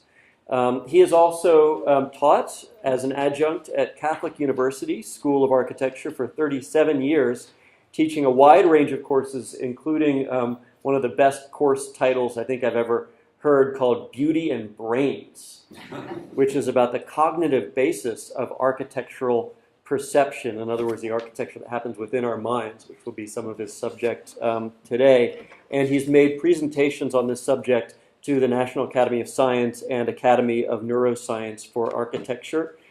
He's a graduate of Carnegie Mellon University, where in fact he has done some important work as an architect. So please welcome Milton Shinberg.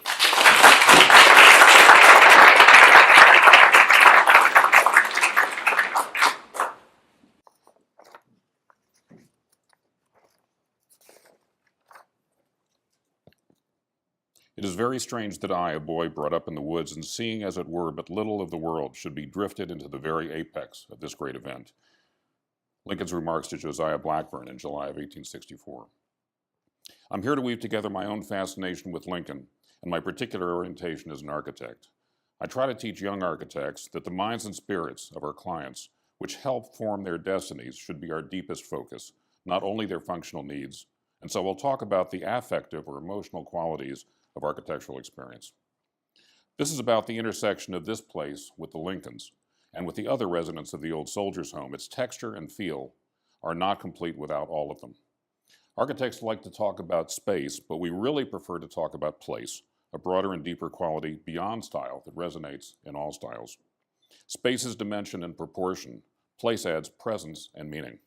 The right frame of reference for this talk isn't house, it's home. The connotation is totally different. A house is a thing. A home is a setting for a family and all that a family is and does. Books about Lincoln attempt to capture him one way or another, of course, and we turn the last page hoping finally to find him, but he's just out of reach. He's a mirage. You get closer, he disappears. I read about Lincoln as a very young student and tried to imitate his signature. And as a troubled teenager, which of course is redundant, I'd slip out of my house while everybody was asleep. Some siblings are here who didn't know about that. I'd drive down to the Lincoln Memorial, park in front, and slowly ascend to his temple. He was thinking, or so it seemed. I would think along with him. What better company than the 16th president? We both looked out over the reflecting pool to the Washington Monument and to the Capitol. The White House, his home, isn't visible from there. I would look into that sad, wise face, the eyes tired, but still glowing with some vision of what could be. So majestic and so human, towering, but not remote. It's not just about who is Lincoln, but when. From 1776, the birth of our revolution, to that Gettysburg Address is, of course, 77. But that doesn't get us forward or make it personal. So for me, from Gettysburg to my birthday is 75. My father's birth in 1905 was almost exactly halfway between the two. Not really so long ago in the big picture. From me to Lincoln's death is only 3 generations. I realized that to find the essence, just subtract time. Then space and presence remain. Lincoln begins to emerge from the mist. If you want great challenges, time and Lincoln are good ones. And perhaps this house is the best place to start because in some discernible way, our ghost president is all around you. This place, this cottage, this setting, this moment, and the time of day all speak to us of present and past merged. He was right here on a day exactly like this day 150 years ago. He never really leaves the soldier's home or the White House or Gettysburg or Springfield or a meager log cabin. He is in all simultaneously. Every moment glows like the flash of this moment. We imagine his hand on the cooler wood handrail right out there. We see him coming down the stairs early in the morning and going up late in the evening, exhausted once again. We feel the floorboards giving ever so reluctantly, microscopically to his steps. His feet, wrapped in the carpet slippers described by writers and visitors, pass slowly across the floors, whether he's alone or with visitors that often come unannounced, late at night, even after Lincoln has gone to bed. He greets them with monumental patience. George Riggs, a prominent Washington banker, Riggs Bank, for some of you who know, remember that, purchased this land for a weekend house 2 miles north of Boundary Avenue, now called Florida Avenue, which is the bottom edge of the steep escarpment that brings us to from the bowl of Washington to the Riggs property. We're atop one of Washington's highest hills right here. The Riggs property is further away, therefore, vertically as well as horizontally, from the unhealthy summertime conditions near the Potomac. The reverse view back to the city is sanitized and made more glorious than the city is up close. It hints at what it might be, a vibrant republic in white stone. The house shares something with the prairie houses of Frank Lloyd Wright, actually. His ideas for those houses sprang from the same frontier sensibilities that helped shape Lincoln. They face the distant view, the broad horizontal windows of this house aligned with the horizon, as were the prairie houses. The underlying principle is called refuge and prospect and applies to home, and it also applies to war. It guided and protected our earliest ancestors, at least the ones who survived to be our ancestors, and it's beneath the surface of us all. Fish don't know they're in water. First, prospect. You can see off in the distance what is heading your way, friend or foe, predator or prey, bluecoats or gray. Lincoln's poem of 1846. When first my father settled here, 'twas then the frontier line. The panther's scream filled the night with fear, and bears preyed on the swine. This was no abstraction to Lincoln. And refuge. You're protected, not out in the open. The higher ground is better both for defense and attack. So one big example, a cave above the ground plane, hard to reach. Think Native Americans and their cliff dwellings of the American Southwest. A more familiar one, the front porch. There's one here. We think of that as a place for resting, for talking, for letting the world go by, but it would feel very different at the sidewalk level. It's the elevation, the setback, the proximity to the safe place inside the house that makes it work. These instincts and the emotions that reflect them are buried very deep in us all.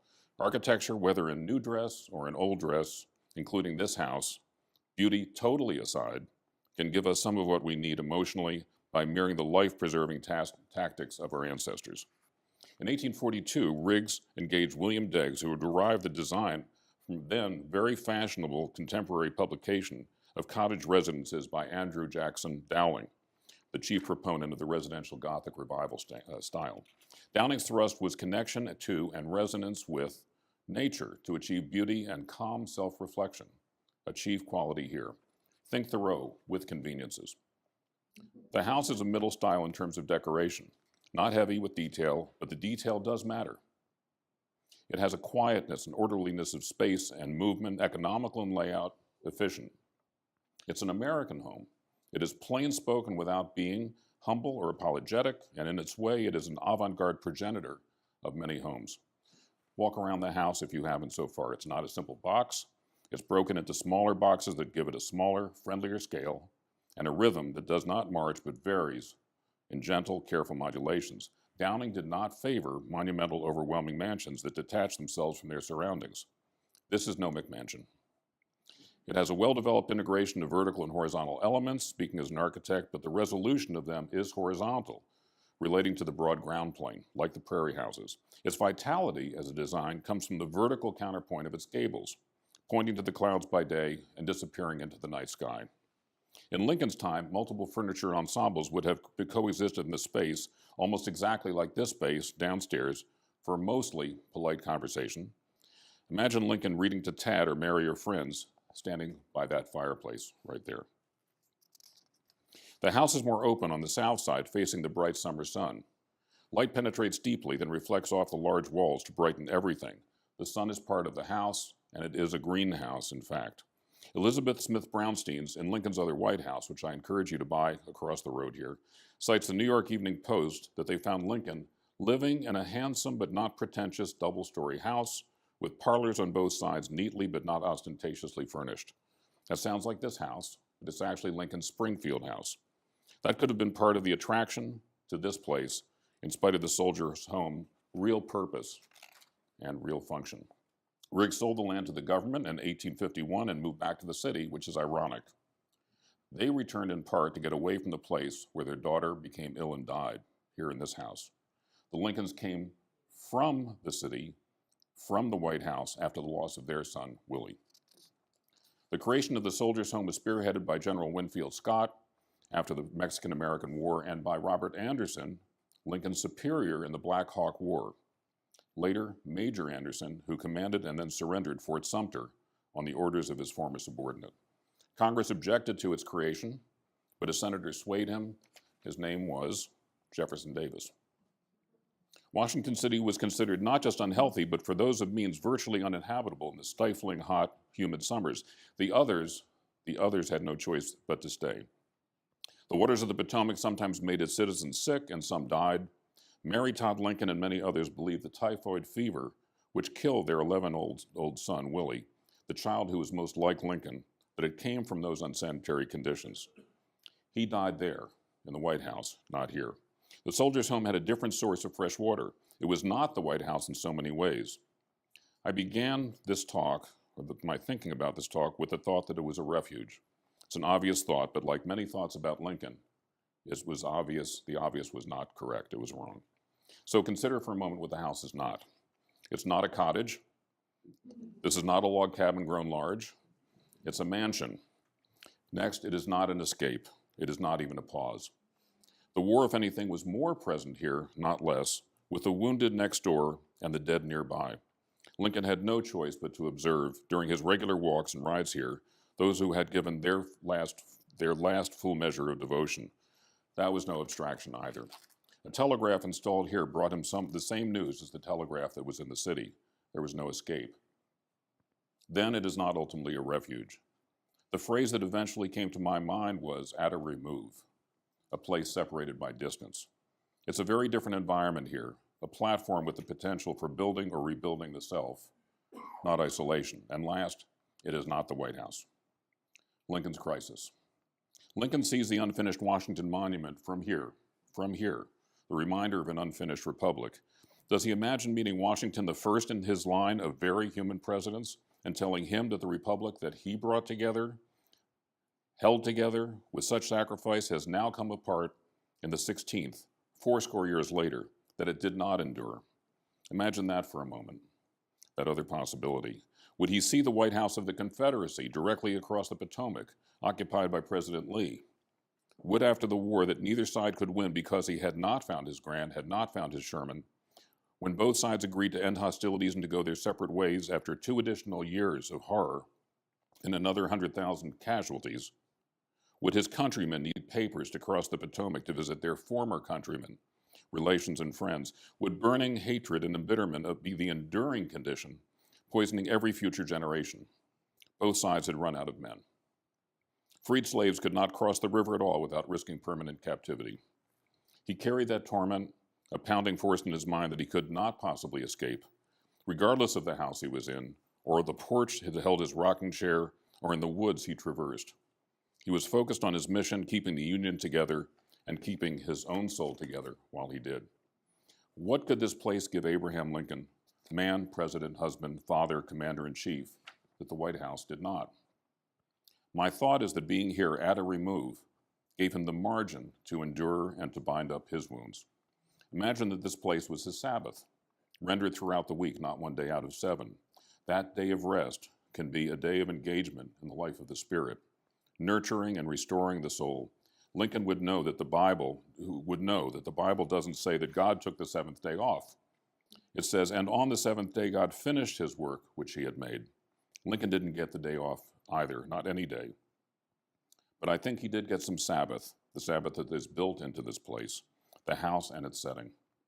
He must have thirsted for that taste all the time, and when here he found the cool spring when he needed it most. This was the place to imagine a more perfect union. The Sabbath would be a window, a meditation on what could emerge that was good and right, and an end to slavery, an end to this bitter war, a future time of reconciliation and reconstruction. Here he could follow his better angels. And perhaps his ride away from the White House, the epicenter of his challenge, was a portable Sabbath, a great healing act, bringing him to his wife and son in a softer, more verdant setting here. Lincoln had 3 seasons here, and each gave him something. The coming of spring isn't new, but it is renewal.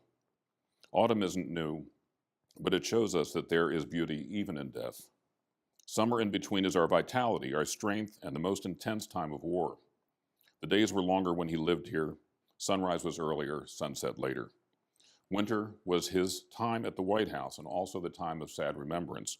I charted the months, the seasons of his years, and some of his losses.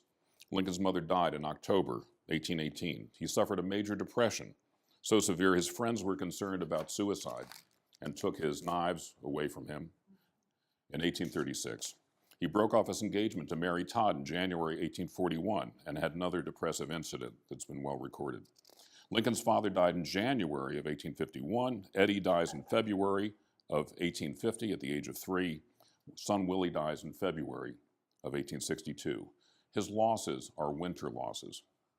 Even as night came to the old soldier's home and the birds slowly quieted and the rustling of leaves settled, still the voices of his guards, Company K, could be heard just down the hill. How quiet were his late night thoughts, his times before dawn. He's reported to have said, "Did you ever dream of some lost friend and feel that you were having a sweet communion with him, and yet have a consciousness that it was not reality?" He was speaking of Willie, but we could be speaking of him. Dreams are at the heart of home, past, present, and future. Gaston Bachelard in The Poetics of Space writes, "The places in which we have experienced daydreaming reconstitute themselves in a new daydream. And it is because our memories of former dwelling places are relived as daydreams that those dwelling places of the past remain in us for all time. The log cabin is in this house, the White House in Springfield, and the rooming house in New Salem are as well. Imagine him looking out of this room on a day like today, just like today, a day that has repeated itself for these last 150 years. The long shadows after sunrise, the awakening day. He feels the cool morning air. He sees Washington City to the south, bursting at the seams, teeming with new arrivals, while war rages farther away. But then it comes close. Cannon sounding. Lincoln goes to Fort Stevens, so close to here, to watch Confederate General Jubal Early's troops approaching, attempting to reach him and possibly to end the war. Bullets are in the air all around him. He doesn't seem to be afraid. On any morning, we can see him put one boot in the stirrup, push himself up and over the saddle, easing down as the leather complains just a bit, and in that same motion, setting the other black leather boot into its stirrup, testing the reins lightly, and pausing before applying a little pressure and turning the horse. This is the choreography of a veteran horseman. His eyes narrow a bit as he scans his surroundings, vigilant. Growing up on the frontier, the ones who survive are vigilant. Every detail is suspended around him, even the fly that alights on the mane of his horse. It seems like the same fly on a different twitching mane, thousands of times. On the way, he can see the Capitol dome off in the distance, encased in scaffolding, just like today. Time dissolves.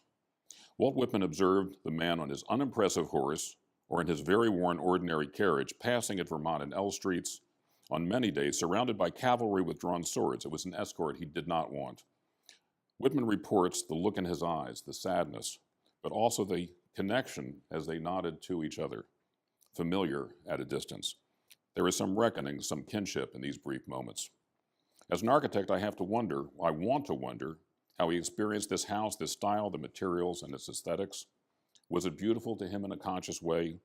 There may be a hint in how he addressed his own experience from Brownstein. After 20 years of marriage, and by then living at the nation's most distinguished address, Mary still had not given up trying to make her husband look like somebody. He merely submitting to occasional new clothes with more docility, including gloves on state occasions. He would sometimes even bend down to her so that she could smooth his coarse black hair. Perhaps it just wasn't in his nature to be concerned with such things. Not hair, not clothes, not Gothic revival. As a child of the frontier, he was more about setting, more about the life around him, less about things, bricks or mortar, or curves cut in wood. But we also know from the sensibilities and style of his writing that this was an exquisitely observant, and thoughtful man, that he could not have been immune to beauty. I agree with another wartime leader, Winston Churchill, that consciously or not, we shape our buildings and thereafter they shape us. How we move through space, what we see, what we are prevented from seeing, what comforts us, what energizes us. Architecture is an engine for experience. If I had designed this house for Lincoln's, I would have been designing a home for a family that had suffered loss, needed succor, and ongoing rejuvenation from the press of war. How do you do your job as an architect for this father, this mother, and for Tad, a young, exuberant, mischievous boy whose goat would tear up those stairs, hop into his bed, and put his head down on the pillow? How do you design for a woman dressed in black, or a man constantly facing a monumental existential challenge? I would pause and imagine.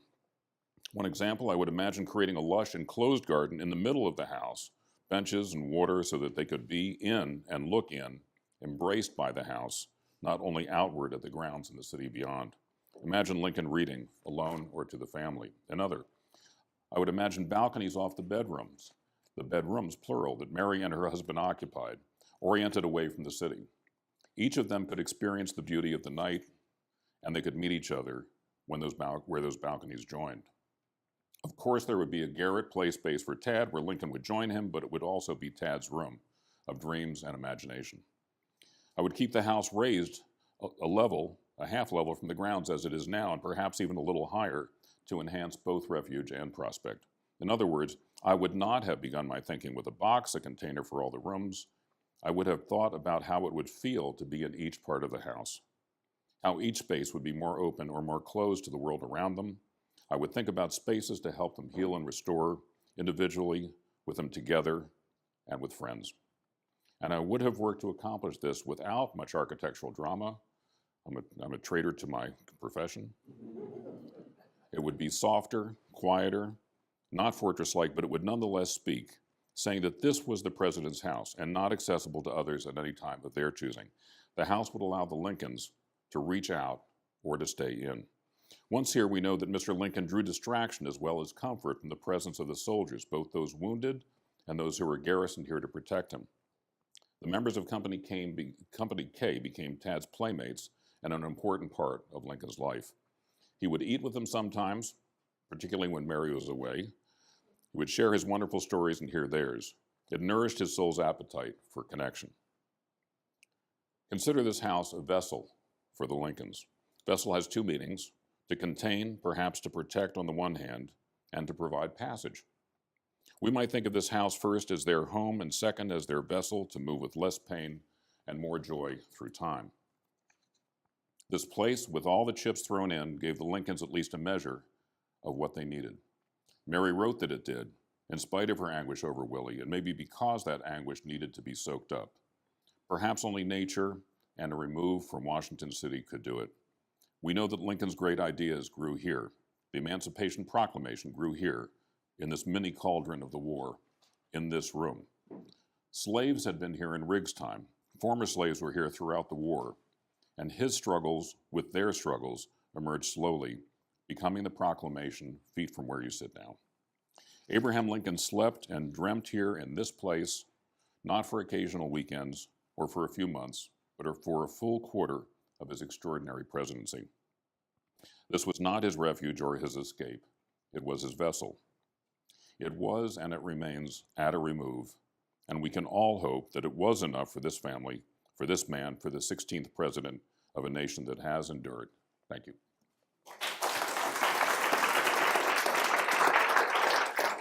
All right, well, with the awareness that we've run a little bit longer than anticipated, although perhaps not surprisingly, we'll spend maybe just 10 minutes or maybe a little bit longer if the momentum is carrying us to hear your ideas.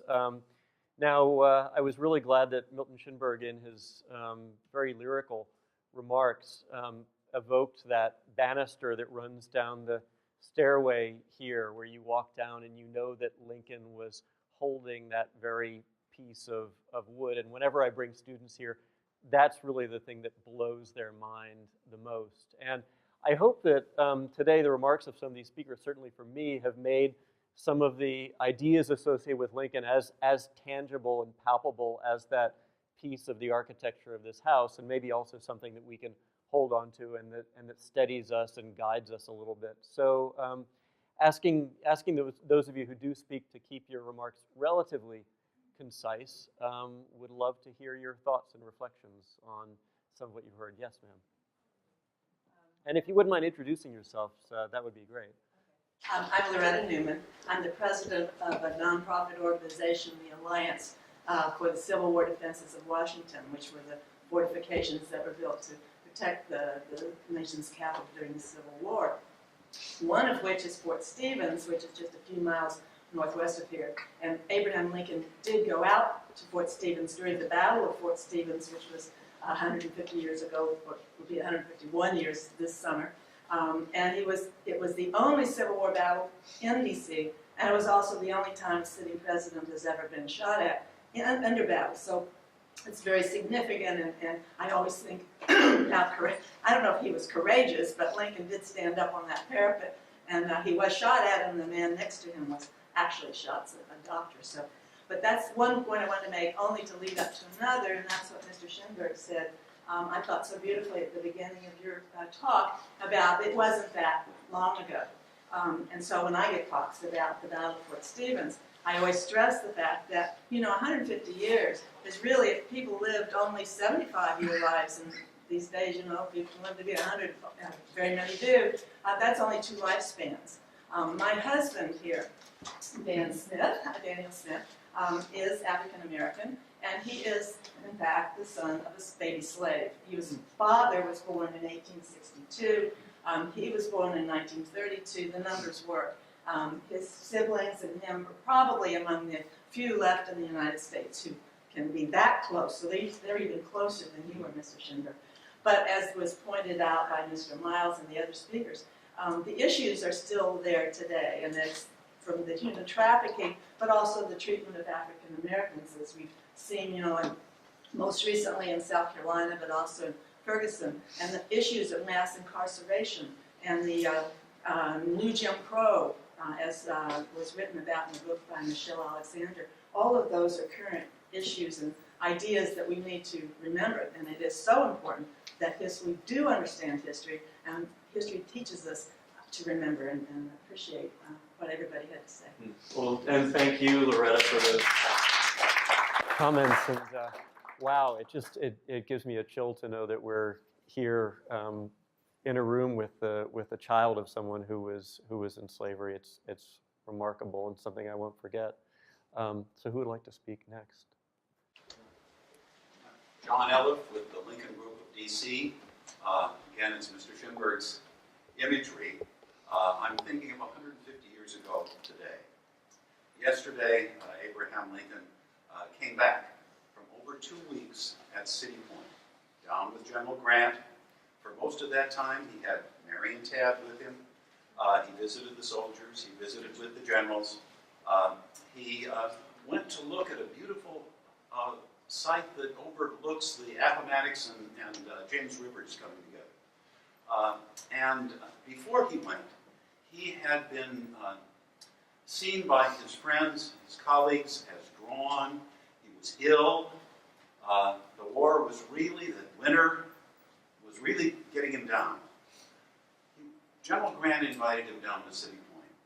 Did Mrs. Grant suggest it? Did Robert Todd Lincoln on the staff? Whatever.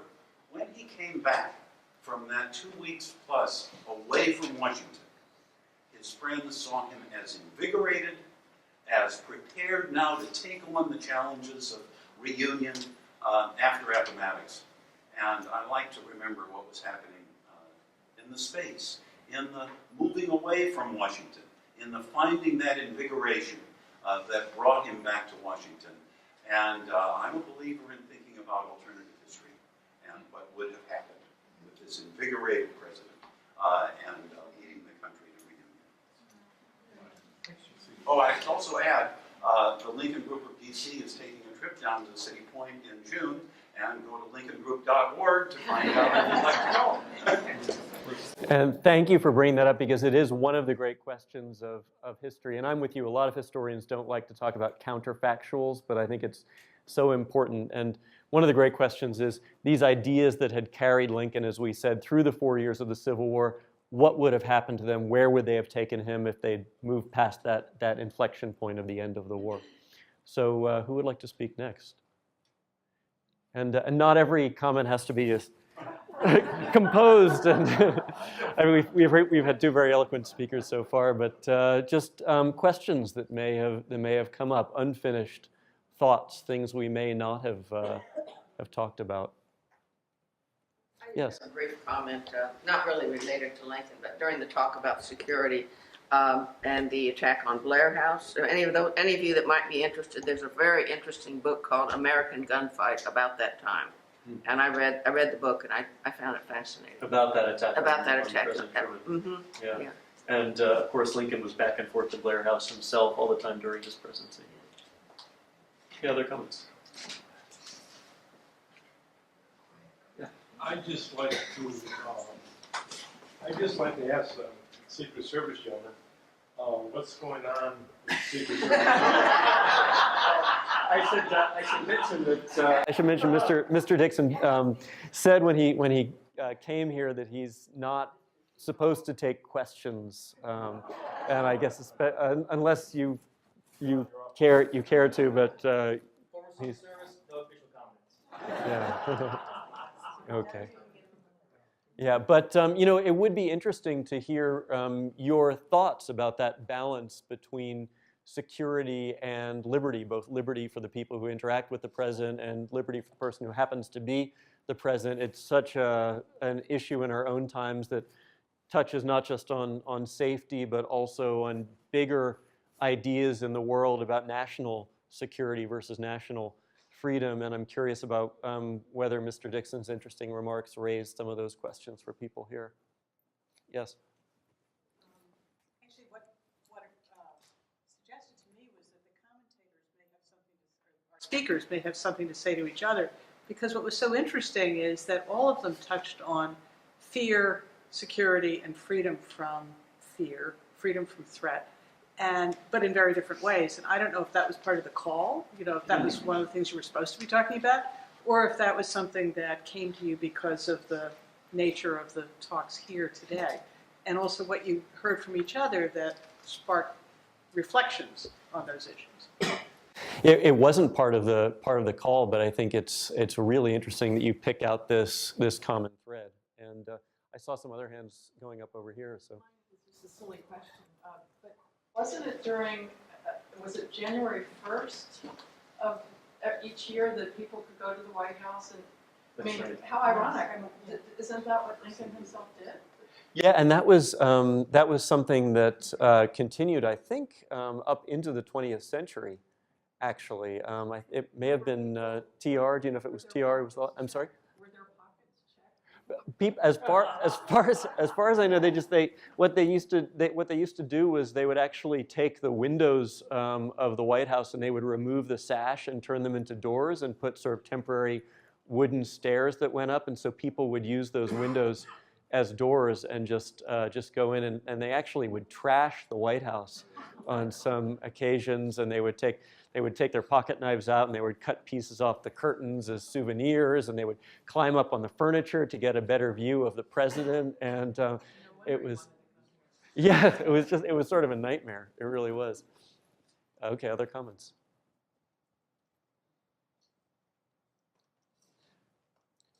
Yeah.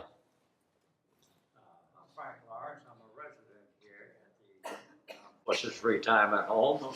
Nothing's changed. You can go down to D.C. today and have a whole day down here and get back here. Thank God for the rest.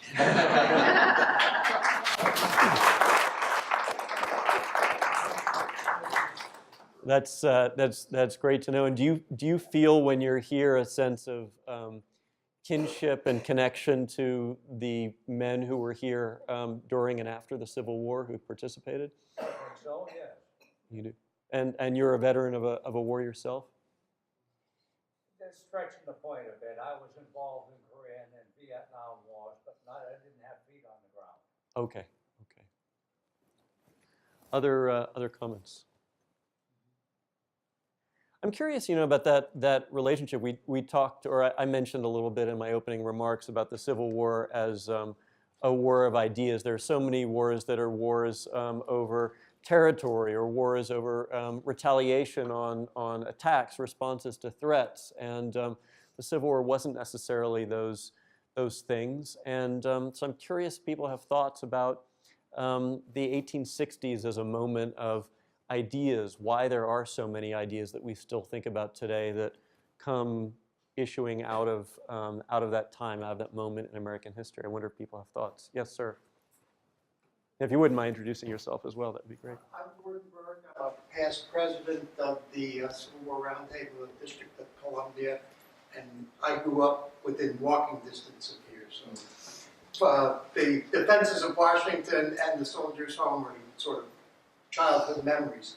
The question, I think, is that the 1860s in Europe and all across the world was a time of ferment. From the 1840s, the revolutions, into the unification of Italy in the 1860s. So I think that the whole idea of republicanism and democracy and things like that were sort of in the air.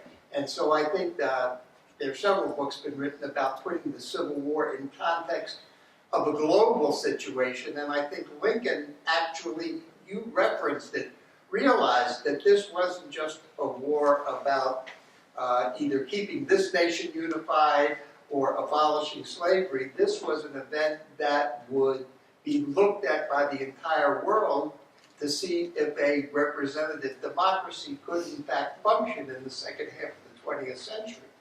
And had Lincoln not been successful in keeping the Union together, I think if you're looking at counterfactual history, the evolution of democratic principles throughout the rest of the 19th and early 20th century might have suffered a severe setback. Thank you. The South was in an economic turmoil. It was not ideas for the South so much as would they lose their whole economy. And there was so much vested interest and wealth that was involved in the retention of slaves that they simply could not see themselves as giving that up. So for Lincoln, it may have been an idea issue, but I think that for the South, it was truly an economic crisis. Yeah, I think we can see economics and ideas intertwined as so often in American history, in the American Revolution, in other moments. And it is always worth remembering. I always, at Washington College, take my students down to the courthouse, and we pull out the old ledger books with the estates and inventories and sales. We talk about, well, what happens when people become property, all kinds of terrible things when you put those dollar values next to human beings, and especially when it gets to the point where the value of the slaves in America added up to more than the total of the value of all the factories and railroads in America, more than the value of all the real estate in the South. Awful, awful things can happen, absolutely. Yes, sir. Curtis Harris. Currently at FOSO Foundation, formerly for Lincoln's Cottage. About the ideas of the war. Yesterday being the surrender at Appomattox, being the anniversary of the Confederacies, I guess you can call it the official demise of the military and the government. But I think the battle and war of ideas continued well after that. I mean, even still continues today. Because you look at the statements that the seceded states made when they left the Union. My home state, Texas, they said that the subordination of Africans to Europeans was like a relationship they intended to exist for all future time. So just because the military was defeated didn't mean that the idea they had was defeated. So what I take away is that this battle of ideas, the military battle of these ideas was finished, but then the ideological battle still had to take place for years and years afterwards. So that's why you got situations like 100 years later, Martin Luther King at the Lincoln Memorial invoking the Emancipation Proclamation to buttress his ideas on what liberty should mean in the United States. And of course, still today, South Carolina, that situation was mentioned. Like that was outside of Charleston. Just like the same week that the war ended, or the anniversary of the war ended, you have the hotbed of secession. That city's history involved with that. So you can see how just these ideas still need to be fought out, still need to be discussed, still need to be sussed out in our country. Because as much as we would like to think that we settled the issue of slavery, which was mentioned, that issue wasn't settled because the ideology that perpetuated slavery at that time period still perpetuates it today. So we still have work to do on solving that issue and solving all these ideas. I think that was one of Lincoln's own great ideas. There was a moment early in his presidency when, on his way to Washington a couple weeks before his inauguration, he stopped at Independence Hall and spoke about the Declaration of Independence. And he actually said that document wasn't merely a political statement, it was a charter for continuing progress. And that's what I'm fighting to defend. And rather than giving that up, he said, and this was really chilling, he said, rather than giving that up, I would rather be assassinated on this spot. And I wonder, we probably have time for maybe one or two more comments, or one more comment. Okay, and I wonder if anybody wants to talk about maybe ideas of Lincoln's that have special relevance today or that we should be particularly focusing on, maybe that haven't been getting the attention that they deserve. Yes, sir. My name is Vin Roque, and I was taken by the comment about Lincoln's pro-immigration philosophy. Didn't get him any Irish Catholic votes. I don't know, because maybe his opposition to slavery trumped for them his being a proponent of immigration. But I was very struck with the fact that, as good a politician as he was, he didn't spend his entire political career pandering to voting blocs. That he actually took 7 or 8 weeks to sit down and to write out, if you will, a philosophy of where the country was, what needed to be done, what his views were on what needed to be done.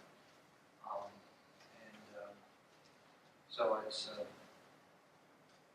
he's very profoundly remembered.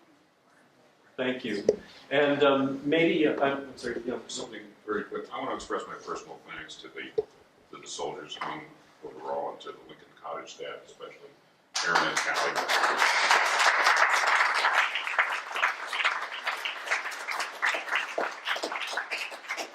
The opportunity for a non-scholar to swim in the Lincoln River for a bit with me is something that I not just enjoyed, but has had a profound impact on me. So thank you. It's clearly a big enough river for all of us. I'm glad that we're leaving with ideas still percolating, and I hope maybe our speakers, at least some of them, can hang around for a few minutes if any of you have individual comments and questions. Thanks so much to all of you for coming into the cottage.